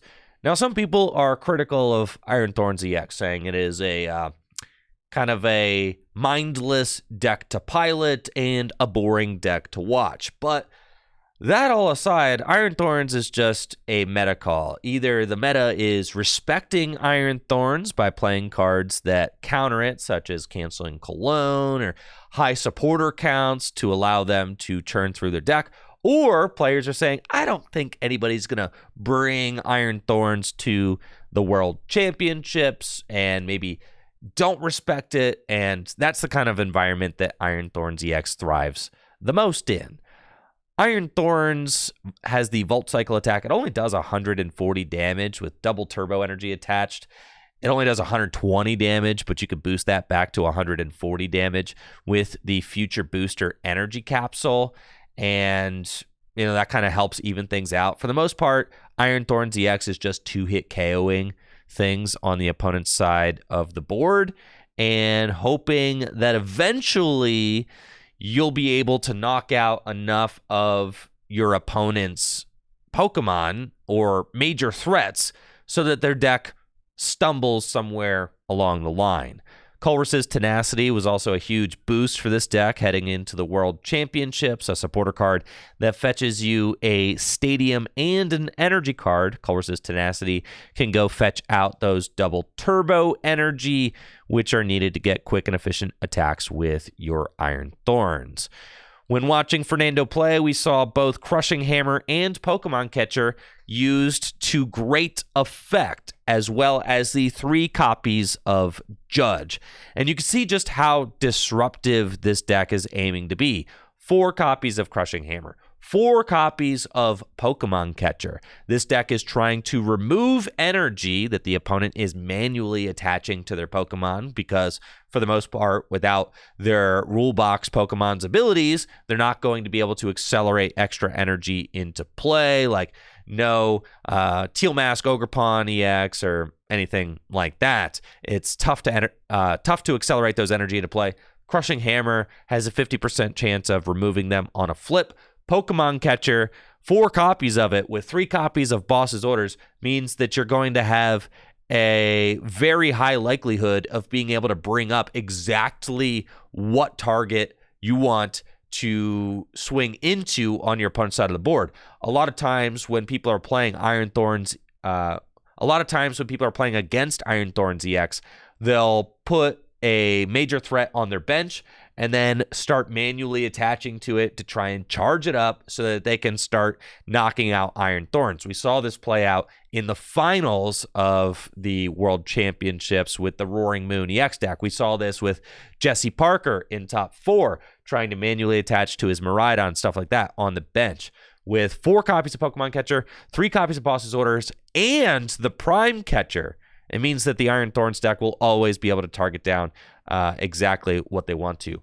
I really like Fernando's decision to play the Prime Catcher over the Legacy Energy. I did see some Iron Thorns players opting to play the Legacy Energy. I agree with Fernando's line of thought that Prime Catcher is the best ace spec to play in the Iron Thorns deck. We saw how much of a difference it made with the Iron Thorns deck always having the Gust option. He was always targeting down exactly who he wanted to knock out, and I think that's what ended up allowing him to be successful in his top 4 and his finals matches. So I really love this Iron Thorns EX deck. I think it's about as good as it gets for Iron Thorns.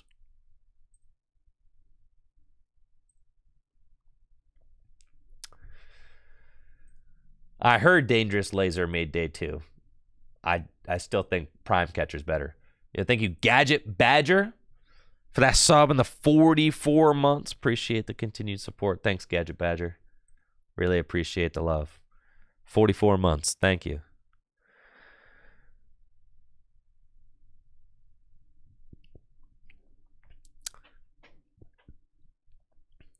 And Ben Latufo with that sub in the 36 months. 3 years at the gym, Ben. Thank you so much for the continued support.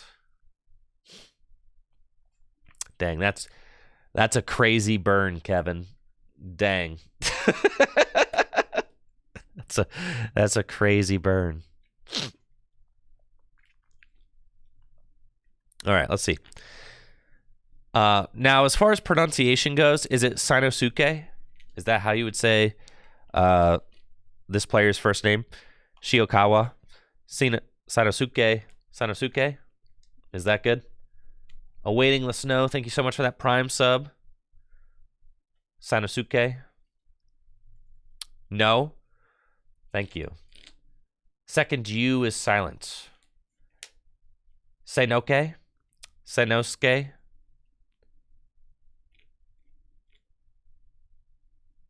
Seinosuke. Like that? Seinosuke?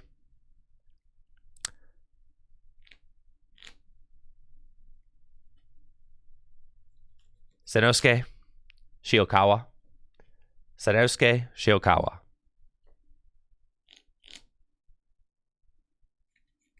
Excellent. Thanks.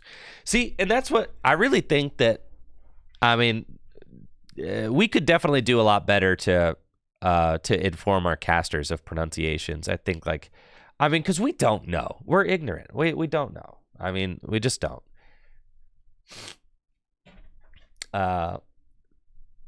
We don't know pronunciations. So it's and you could tell, like Anna Prosser, she was doing a great job from what I could tell. She does a really great job, is very professional with the pronunciations and stuff. So big ups to Anna Prosser. But I think that, you know, and that really, that's not any of the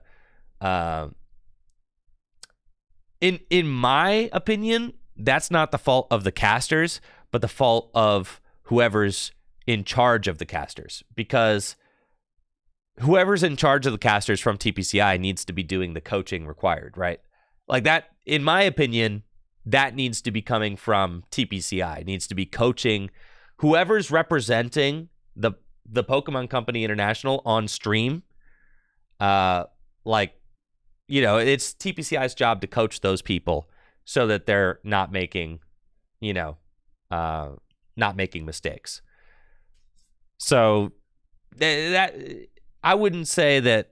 I would not blame the casters for that. I mean, because you can't know you only know what information the production team is feeding you, right? So, I think that that's something that really sticks out, and you know, some cultural coaching and stuff like that would be big. You know, even just like kind of as top players start kind of like, you know, finishing with top results, having translators write like phonetic pronunciations of names like in parentheses next to like for the caster, just for the casters to see, right? Having those like kind of phonetic pronunciations would be like, I mean, that'd be a game changer, right? Be an absolute game changer. So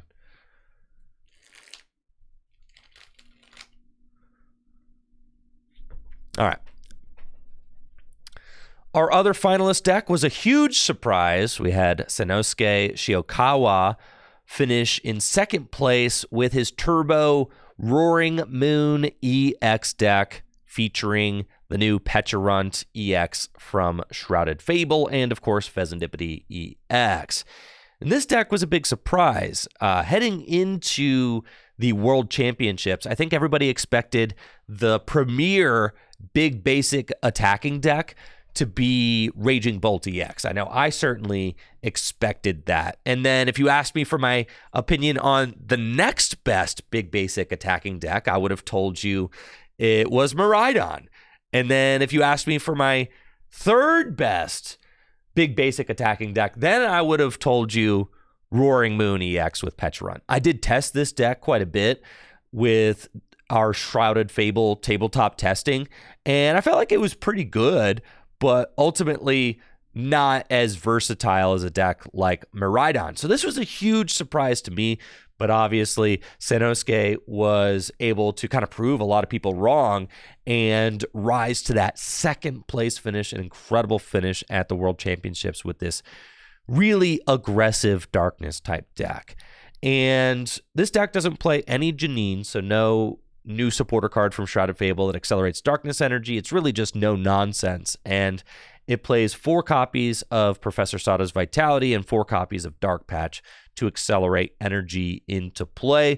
The 1 copy of the Little Roaring Moon to kind of offset the prize cards. No more Pekko. So no free retreat Morpeko, and just the 1 Prime Catcher as the only switch card in this deck. So no copies of Switch, just relying on Pecharunt EX's Subjugating Chain's ability to switch your Darkness Pokemon in and out of the active spot. And in almost all situations, that's enough. However, we did see those lack of switch cards come to punish Sanosuke in the finals, as he didn't have the switch cards to switch Pokemon in and out of the active spot against Iron Thorns, and was unable to use Pecharunt EX's Subjugating Chains ability to move Pokemon in and out of the active spot because of Iron Thorns EX's initialization ability. So that interaction was majorly at play in the finals, and we could see how many of these abilities were shut down in the finals. Sanosuke was not able to use Squawkabilly EX's Squawk and Seize to get a big turn 1 draw. Wasn't able to use Pecharunt EX's Subjugating Chains. Wasn't able to use Radiant Greninja's Concealed Cards ability to draw extra cards. and wasn't able to use Fezandipity EX's Flip the Script ability to draw 3 extra cards every time a knockout was taken. Going into the finals, I still thought that Sanosuke had a good matchup into Iron Thorns. I mean, you can accelerate a lot of energy into play with Professor Sada's Vitality. This list seems really solid, consistent, and no nonsense. I love all of the 4 of item cards that we're seeing here.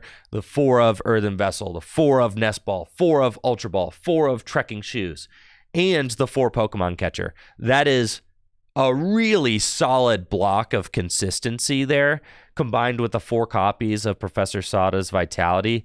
It felt like, and the 4 copies of Pokestop, it felt like Sanosuke should always have enough energy into play to attack with Roaring Moon back-to-back turns. And we did see a contested finals. It went to a Game 3 situation, but Fernando was able to emerge victorious, hitting some crucial crushing hammers, some crucial Pokemon catchers, and eventually running Sanosuke out of usable Pokemon at the end and taking those final 2 prize cards to obtain victory. So it was definitely a really close finals. I felt like it could have gone either way.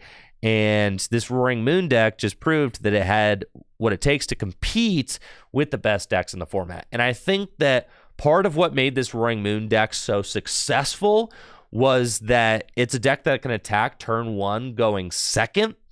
So it was going to have a leg up on everybody that chose to play Regidrago V-Star. And I think that was one of the biggest stories from this World Championships, is that so many people chose to play Regidrago V-Star, and rare candy decks were not really played in as high of counts as a lot of us would have anticipated. I expected a lot of top players to gravitate towards Gardevoir and Charizard, but we kind of saw many of those top players actually gravitate towards these more turbo decks like Regidrago V-Star and Miraidon and Sanosuke with the Roaring Moon EX deck.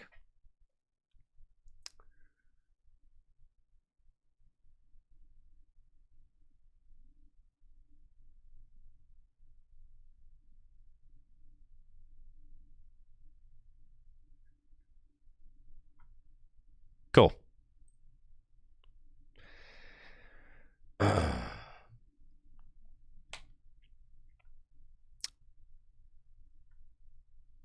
Speaking of big basic decks, my boy, Jesse Parker, coming in 3rd place after an incredible 13-0 record, going undefeated in Swiss, one of the only players in the history of the Pokemon TCG to ever go undefeated in Swiss at the World Championships. And Jesse is now a member of that elite club, playing his favorite deck, Miraidon EX. I was a little nervous about Miraidon EX heading into the World Championships because of its lackluster Charizard matchup. But Jesse is someone who loves playing Miraidon EX, and he's very experienced with the deck.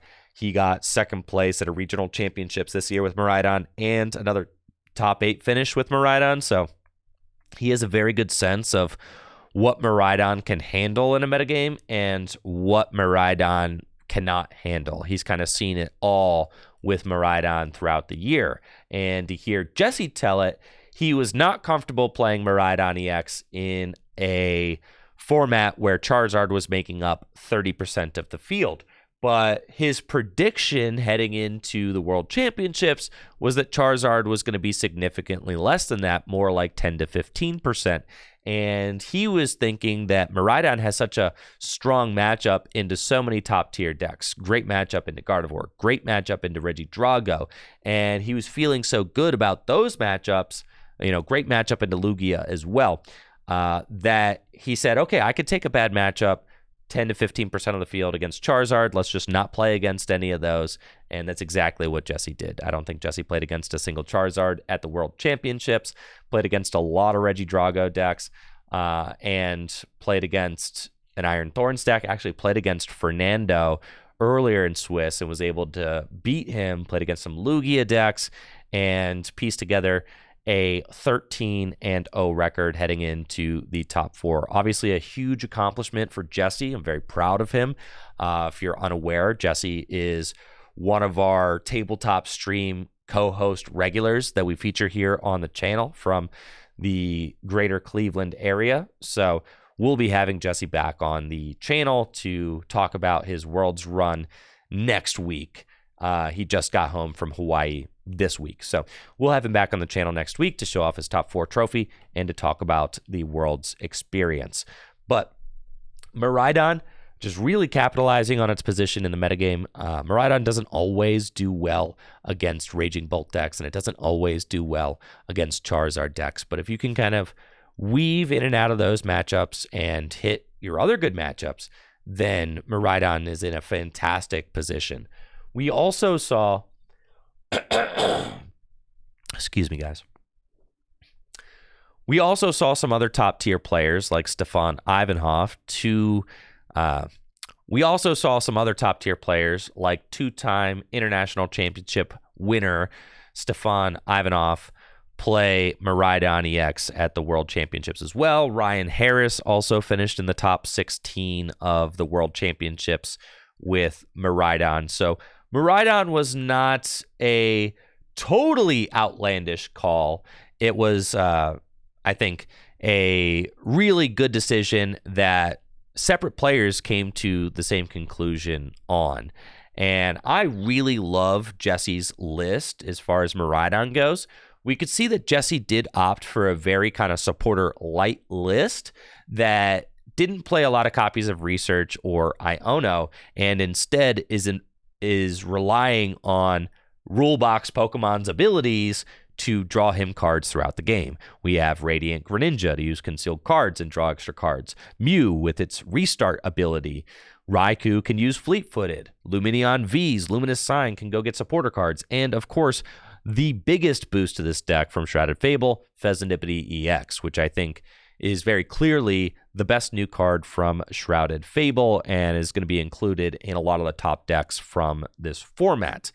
Jesse was able to utilize these Pokemon's abilities to piece together winning strategies very consistently throughout the tournament, but we did see all of that come to a screeching halt in top 4.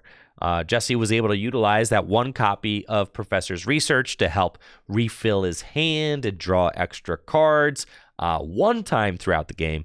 But otherwise, man, throat's still a little raw from having COVID. So excuse me for that.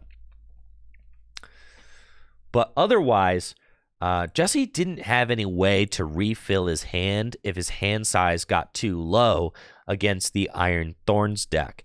And even though Jesse was able to piece together the cards he needed to beat Iron Thorns in Swiss, unfortunately, he prized 3 Electric Generator and was unable to accelerate enough energy into play to be competitive in Game 3 of his top 4 match. So ultimately ended up losing to Fernando, and we can see how well Fernando's deck choice played out for him in top 4 and the finals. Both his top 4 opponent and his finals opponent were playing very ability-heavy decks, relying on those rule box abilities to draw cards and stay consistent throughout a series. And Iron Thorns EX's initialization ability was just able to shut all of that down, combined with Crushing Hammer and Pokemon Catchers, was able to neutralize those threats. Most notably, we saw Fernando knock out Jesse's Zapdos a couple of times, which was really key because Zapdos' lightning symbol ability makes it so that Miraidon can hit 230 damage with its Photon Blaster attack, which is how many hit points Iron Thorns EX has. And without that Zapdos in play, Jesse was forced to have to 2-hit KO the Iron Thorns. We also see that Jesse decided not to play Raichu. I did see that Stefan Ivanhoff chose to play one copy of Raichu V. Jesse did not, opting for a more low-to-the-ground, streamlined version of the deck that's not trying to take those big one-hit KOs with Raichu at the end of the game to close games out.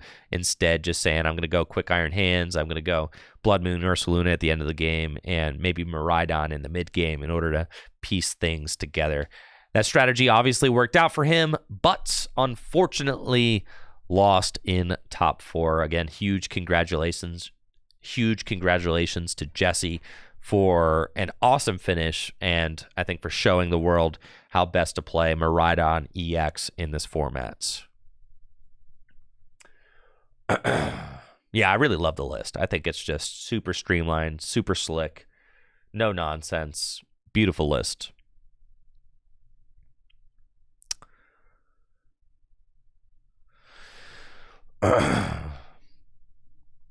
Okay, let's see. Rounding out the rest of top, let's see, how many Drago decks were there? 1, 2, 3, 4. Rounding out the rest of top 4 was Razwulp. Yep. Rounding out the rest of top 4 was Razwulp with his Regidrago V-Star deck. Many top players chose to play Regidrago V-Star at the World Championships, and Regidrago V-Star was one of the most talked about, most hyped, and biggest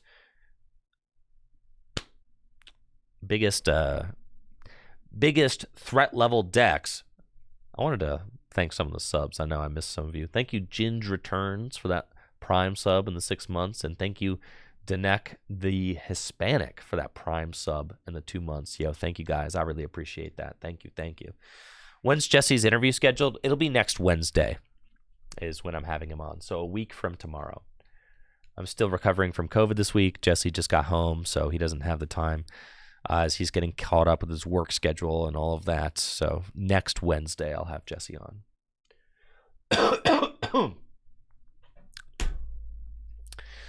Regidrago V-Star was definitely one of the biggest threat level decks heading into the World Championship, and it ended up making up half of top 8, with 4 players making top 8 with Regidrago V-Star. So I'd say that Regidrago V-Star certainly lived up to its hype heading into the event and maybe even exceeded it. It kind of proved to the world that Regidrago V-Star is a very serious contender in this metagame and definitely a top 3 deck in the Pokemon TCG right now. It has the chops to get those big tournament finishes. It has the chops to top cut at major events. It didn't get the win, but it carried many, many players to a top result at the World Championships. And it looks like, as far as unique cards in Razwulp's list, we've got the 1 copy of Canceling Cologne. A lot of players had decided to play at least 1 copy of Canceling Cologne so that you can make use of Kyurem's Plasma Bane. Blech. So you can make use of Kyurem's Trifrost attack to do 110 damage to 3 different Pokemon, most notably against decks like Gardevoir and Charizard. You can bring up their Manaphy and turn off Manaphy's ability with Canceling Cologne so that you can Trifrost and knock out 3 of their Pokemon that they're trying to set up before they have a chance to set up. It's a really gnarly combo that many decks were able to use in order to be successful. Canceling Cologne can also be used effectively against those Iron Thorns EX decks to turn off Iron Thorns' initialization ability so that you have a turn where you can use your abilities like Legacy Star or Myriad Leaf Shower. Raz also played a copy of Temple of Sinnoh, negating the effects of Special Energy. That can be useful against Lugia V-Star decks if they play the Legacy Energy, trying to make it so that their Pokemon give up 1 less prize card. It can also generally be useful against Lugia decks if you want to turn off their Gift Energy and be able to Iono them to a low hand size at the end of the game and keep them from drawing enough cards to win with their Gift Energy. I also really like that Raz decided to play the single copy of Cleffa. Cleffa's Grasping Draw is just a really powerful way to start the game, especially in the mirror match. If you're going second, one of the ways to get a jump on your opponent in the mirror match is to promote that Cleffa on the first turn and use its Grasping Draw attack to fill your hand to 7 and force your opponent to take the odd prize, and then continue forward by offering up nothing but Regidrago V-Stars and Teal Mask Ogerpon EX throughout the game. One unique exclusion in Raz's top 4 list is that there is no Radiant Pokemon in this list. We saw many Regidrago V-Star players opt to play Radiant Charizard as their Radiant Pokemon of choice. Obviously, Radiant Charizard can do 250 damage at the end of the game to help close out games for just 1 or sometimes 2 or even 3 copies of energy. With Energy Switch, you can actually Energy Switch extra energy onto Radiant Charizard to be able to attack at various points of the game. I did see Zach Lesage also chose to play Radiant Gardevoir as his Radiant of choice, which makes it so that in the mirror match, Regidrago V-Star can't be knocked out by an opposing lost impact and can help fix the math in some situations. And I think because Raz decided not to play Radiant Charizard, we also see that Raz chose to play just 2 copies of Fire Energy, while most lists were choosing to play 3. All in all, I think this is a really consistent and solid list, but you would do just fine selecting any of the top 8 Regidrago V-Star decks to use as a starting point. You know, some lists, like we see here, this is this Bradner's list? Yeah. Some lists, as we see, like this list here by Isaiah Bradner, chose to play the Radiant Charizard. The Halucha is also a really popular inclusion that you can play using its Flying Entry ability to place 10 damage on 2 of your opponent's bench Pokemon, so that then you can finish off 70 hit point basics with Dragapult EX's Phantom Dive attack, placing 6 additional damage counters on those bench Pokemon. So Halucha, obviously another big card, and we saw Isaiah use that effectively.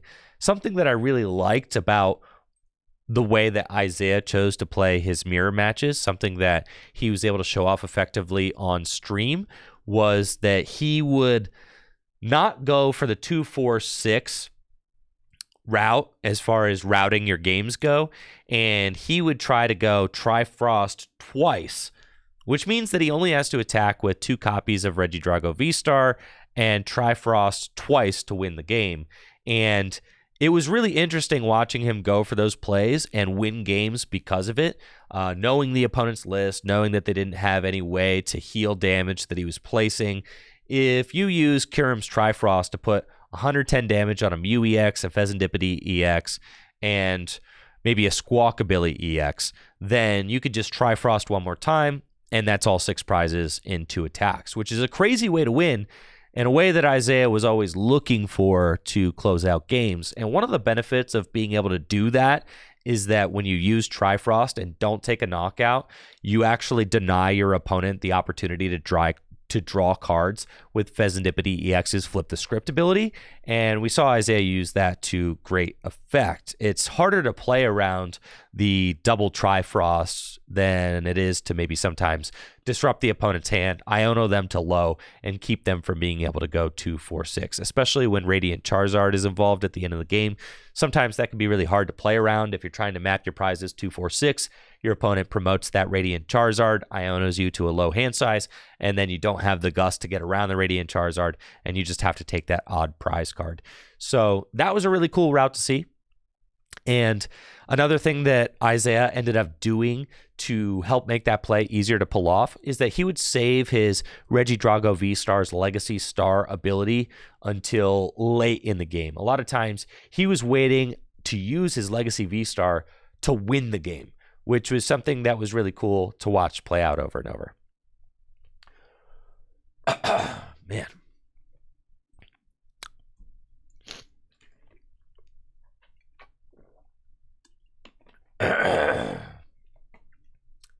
Okay.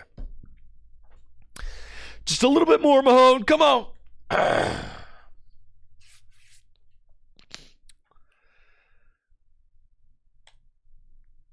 The only other unique deck we saw make top 8 at the World Championships was Raging Bolt Ogerpon, piloted by James Goring. It would be Goring, right? Yeah, James Goring. Cool. Of Australia. The only other unique deck we saw in top 8 of the World Championships was Raging Bolt EX Teal Mask Ogerpon EX, piloted by James Goring, to a 6th place finish.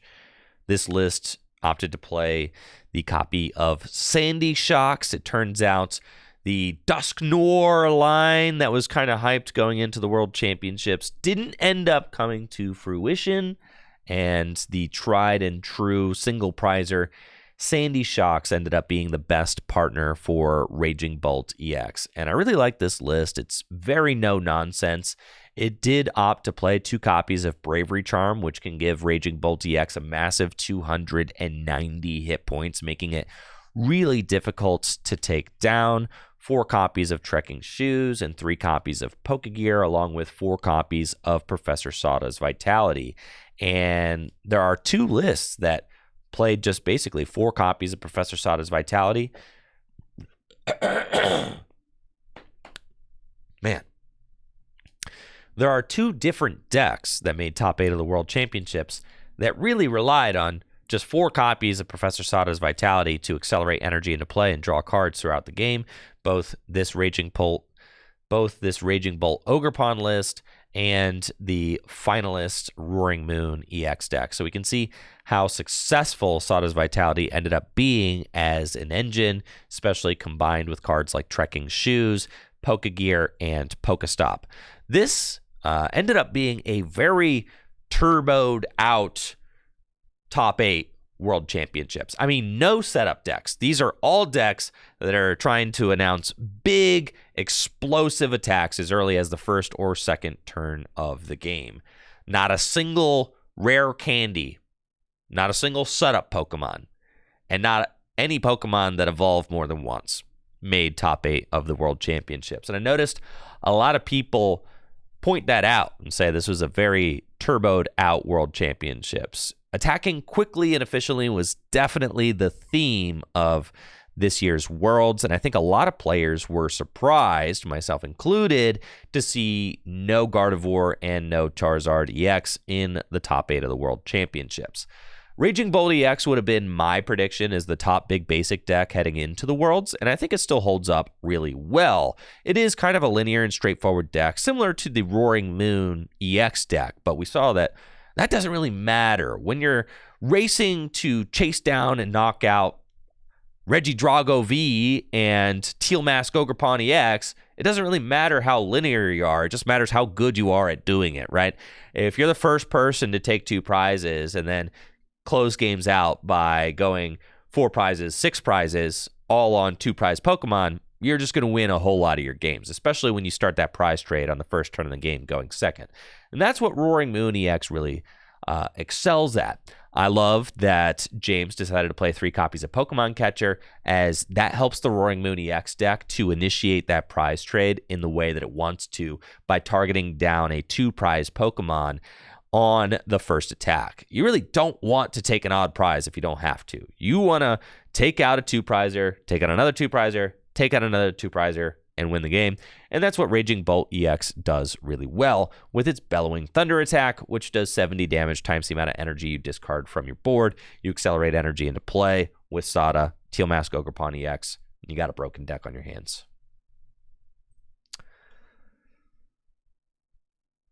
Okay.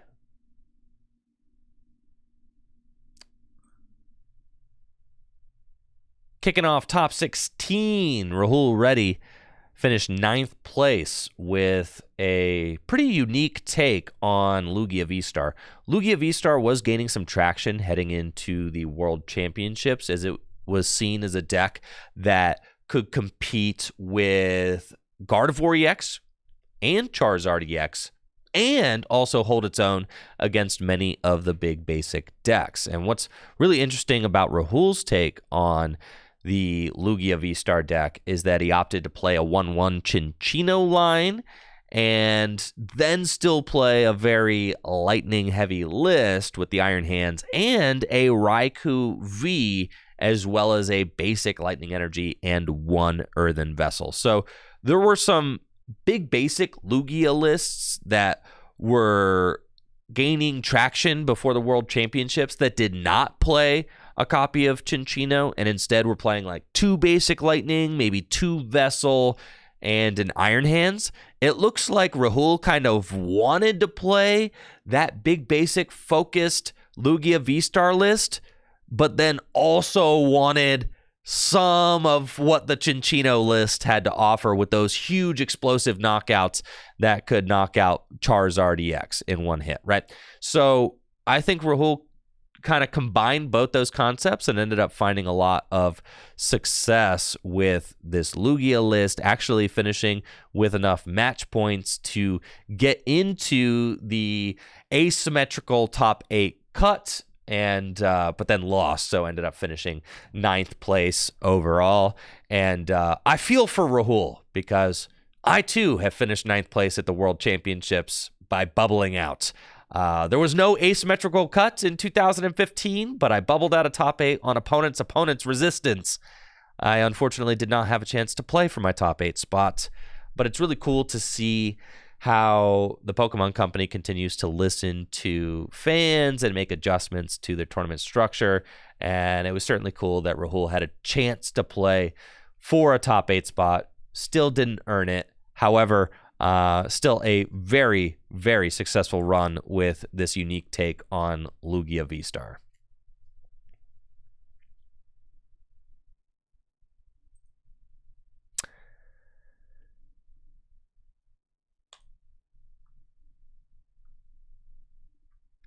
Heading into Worlds, everybody wants to know what Tord is going to cook up and what Tord is going to play. Truthfully, I had no idea what Tord was going to play. I thought he was going to gravitate towards Charizard or Gardevoir. That would have been my choice, but I did not foresee a Charizard list quite like this. And this has kind of been Tord's go-to lately, as he really sees these Stage 2 decks as toolbox decks that he could just do whatever he wants with. And it's very difficult to predict what Tord is going to throw at you from his Stage 2 toolbox deck. And you could tell how inspired Tord is by earlier Pokemon TCG formats like RSPK, 2006, and stuff like that, as Tord's lists really look like an RSPK list. He's got just a 2-1-2 Charizard EX line in here, a 2-1-2 Pidgeot EX line. Thin lines, very thin. Charizard EX is the main attacker in this deck, and there's only 2 of them. You really only need 2. I think that's the argument, is you don't actually need more than 2 Charizard EX, right? You can get away with 2. You've also got a Radiant Charizard, and with cards like Hisui and Heavy Ball, your prize cards don't play as big of a factor into being able to search out the necessary Pokemon that you want. He's also got the Pidgeot and Bibarel engine, something that he popularized at international championships earlier in the year and was able to use to great success, kind of bringing that back and saying the Bibarel is still worth playing even with Fezandipiti EX. And then the really unique thing about this list is opting to play that Rabsca. No Manaphy, saying, I am not worried about a turn 2 Radiant Greninja. Instead, I would rather give myself the option to evolve into Rabsca. It is worth noting he's also got the TM Evolution in here, so he can go with a turn 1 TM Evolution and get the turn 1 Rabsca on board, which can use its Spherical Shield ability to prevent all damage from and effects of attacks from your opponent's Pokemon done to your bench Pokemon. So that means that Tord's bench, if Rabsca is set up, is completely safe from damage counters placed from Dragapult EX, completely safe from Radiant Greninja's Moonlight Shuriken attack, just safe from any bench damage, period. And it was really cool to see that Rabsca included. It always felt like Rabsca is a card that had potential, just nobody had really kind of figured out the right environment to make it work, and Tord certainly made it work with his top 16 finish. And you could tell how much a premium Tord puts on consistency in his decks and options, right? He's got every single option you could want. He's got the Bibarel engine with Squovit if he wants to use Industrious Incisors to fill his hand, and Nestash to put his hand on the bottom of the deck so he can fill his hand to 5 more cards. He's got that option available. If he wants to use Luminous Sign to go fetch out a supporter card, he's got that option available. If he wants to use Pidgeot EX to hand select exactly what he wants out of his deck, he's got that option available. Another interesting exclusion is that Tord decided not to play any copy of Rotom V, and Rotom V is usually a crutch that I lean on very heavily when playing Charizard EX focused decks. That instant charge turn 1 has come in clutch so many times. But when you take a look at Tord's deck building decisions, you see why he decided to exclude Lumineon V. You see why he decided to exclude Rotom V. Instead, opted to play Cleffa, which can use its Grasping Draw attack to fill the hand to 7. Tord is not playing any copies of Nest Ball, which means that the Rotom V was going to be pretty difficult to search out. Instead, saying I'm going to play 4 copies of Ultra Ball and 4 copies of Buddy Buddy Poffin, and I can use those cards to go search out either Luminion if I want it, or Bibarel. I can get Cleffa with Buddy Buddy Poffin. Ultra Ball is going to be the main consistency card here, and using Ultra Ball to go get Rotom V feels pretty bad, where using Ultra Ball to go get Bibarel or a Luminion feels really good. Tord did play the Pheasantipity EX. Also, even without a Nest Ball, that's the kind of card you could just slam down when you find it, or Ultra Ball for. It still feels good to just draw those 3 cards with Flip the Script at any point in the game. There's so many unique things to talk about with this list. The Thornton inclusion is obviously insane.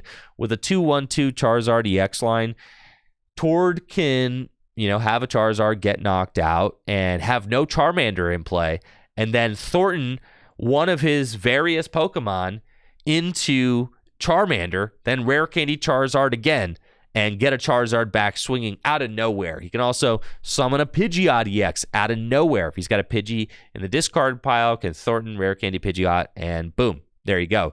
He can turn any of his bench Pokemon into a Radiant Charizard at a moment's notice. He can turn Luminion into Radiant Charizard. He can choose Pheasantipity, turn it into Radiant Charizard, and just promote it and start swinging with Combustion Blast. So I really like the flexibility of Thornton in this deck, and it makes a lot of sense considering the very singleton nature of his list. Still opting to play Unfair Stamp as the A-Spec of choice, which I think makes a lot of sense. Being able to Arven for it, turn any of those 4 copies of Arven into a draw card is really good. The Temple of Sinnoh and Collapse Stadium giving Tord the flexibility to turn off special energy or remove a liability from his own bench if he wants to bump Lumineon V, or maybe bump a Pheasantipity EX at some point so that he can make it so that his board is more stable. And then the double turbo energy. What a really unique inclusion, and probably the most unique card in this Charizard EX list. He can use the double turbo energy to attack with Radiant Charizard earlier than opponents might expect him to. He could use the double turbo energy to easily retreat the Radiant Charizard if that's something that he ends up having to do as well. He can also use the double turbo energy to attack with Pidgeot EX or Pheasantipity EX. He can use the double turbo energy to retreat Bibarel. If he ends up having to retreat Bibarel in a pinch, double turbo energy can do that. If he needs to retreat Charizard, he can use double turbo energy to do it. The double turbo energy, I think, was just a really flexible card that provided a lot of utility for a lot of what Tord wanted to do in his deck, and allowing the Radiant Charizard to attack a little bit more efficiently, I think, is something that he ended up really valuing throughout his tournament run, and the double turbo energy really helps with that. So really cool list from Tord. He did not disappoint. And then, of course, finishing in the top 16 with Charizard, the top placing Charizard EX deck at the World Championships. Just phenomenal job.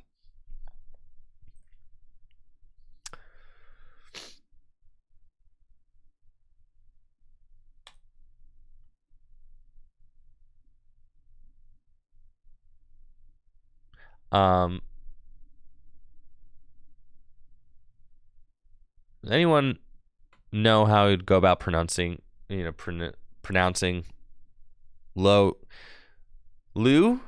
or Luo? Lu? Tianqing? Lu or Lo? Or Luo?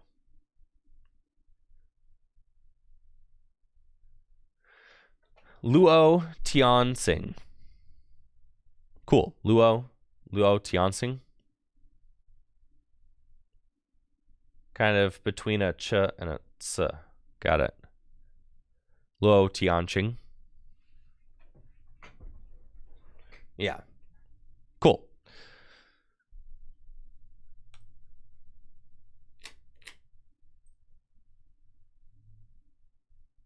From China. It's awesome. Okay.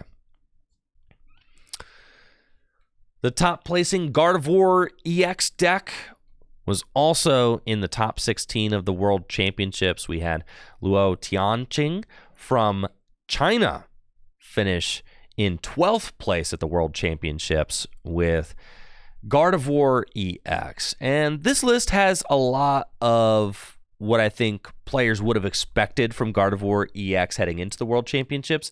Gardevoir was considered by many to be a top contender at the World Championships. And I think Gardevoir somewhat undershot its expectations, along with Gardevoir.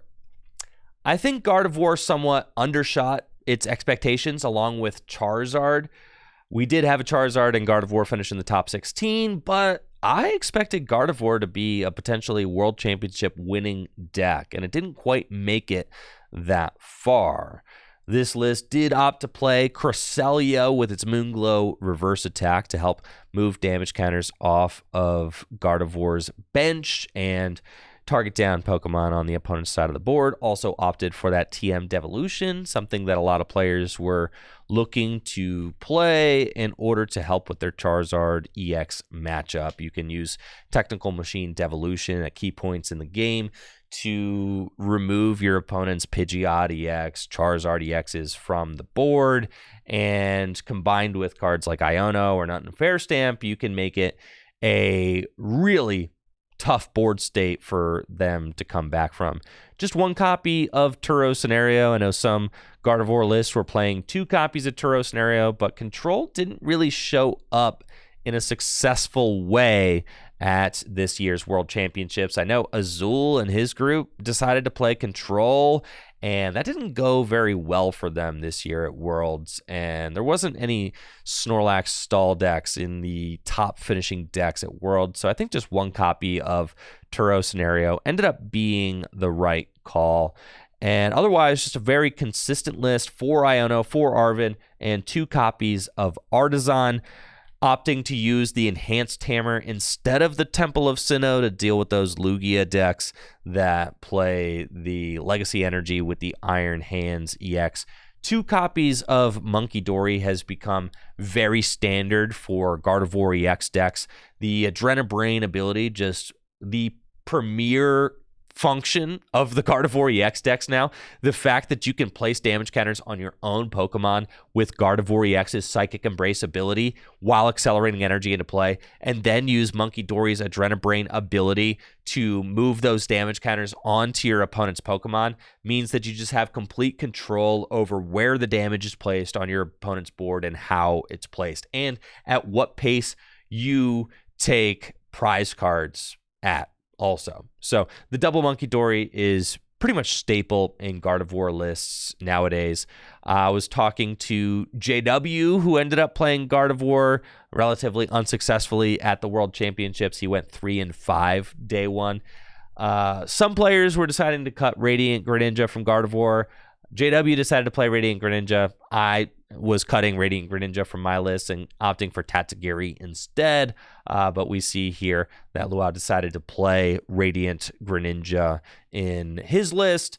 And then the Klefki Fluttermane combo means that this deck had two options to play around the popular Iron Thorns EX, as both Klefki and Fluttermane can shut down Iron Thorns EX's initialize ability, so that Gardevoir is free to use Psychic Embrace to accelerate extra energy into play. I'd say that Gardevoir EX is a deck that has a very good matchup against Iron Thorns, and that would have been my premier worry or concern heading into the World Championships, would have been that I would have been afraid to play Iron Thorns because of its bad matchup to Gardevoir. Gardevoir is playing two answers to Iron Thorns that it could easily just get into the active spot and they could use their abilities for free. So that would have been my major holdup. But it seems as if Fernando made the perfect call, because Gardevoir didn't end up showing up as strong as many of us would have expected.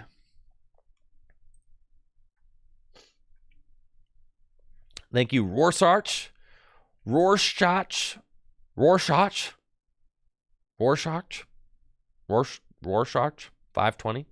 The Prime sub. Thank you for that Prime sub and the 8 months. And thank you, Kyle, for that sub and the 42 months. Let's go. Appreciate you. Thanks, Enu. 42 months. Dang. Those subs grow up so fast. Thank you. Rorschach. There we go. Got it.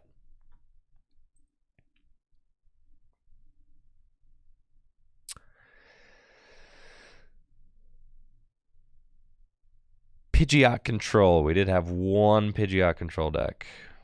Top 32.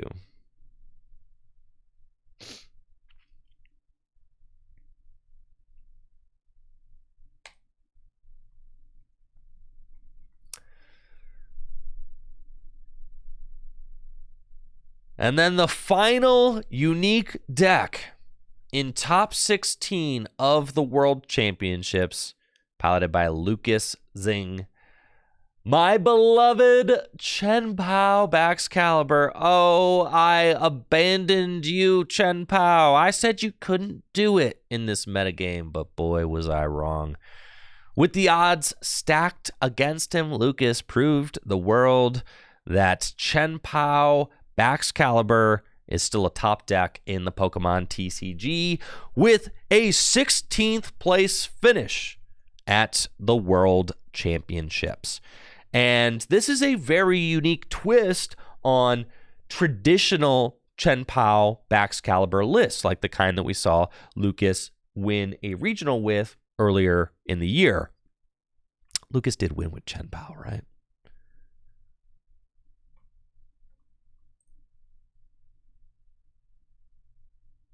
No, he won with Pidgeot Control. No! All right.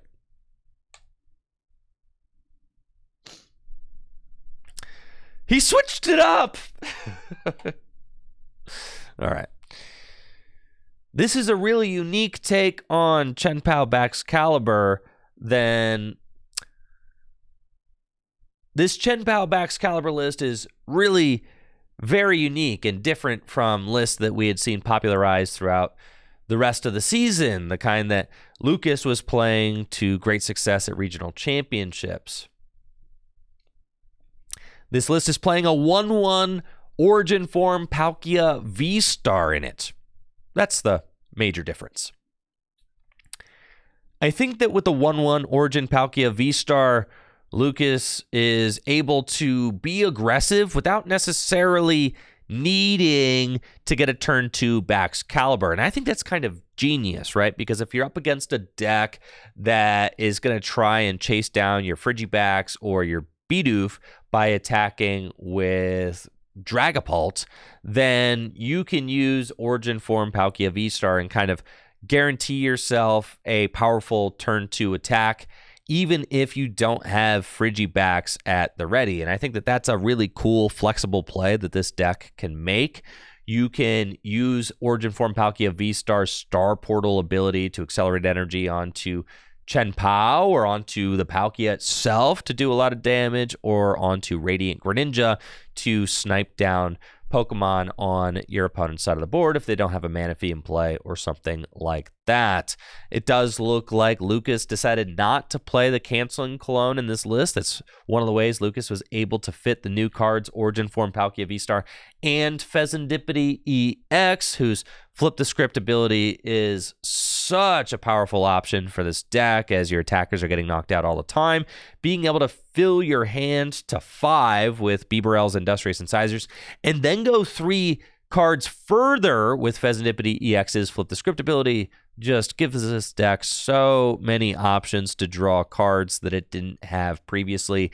With Pheasantipity EX, this deck can even function adequately without a Bibarel online at all, which is something that just felt like it couldn't do before Pheasantipity EX was up. It really felt like you were struggling to piece plays together without Industrious Incisors online, but now with Pheasantipity EX and concealed cards, you could see a lot of cards. I mean, 3 + 2, that's 5. That's an Industrious Incisors right there without Bibarel online. And then obviously when you do have Bibarel online, you're going to be absolutely drawn through the deck and having a great time.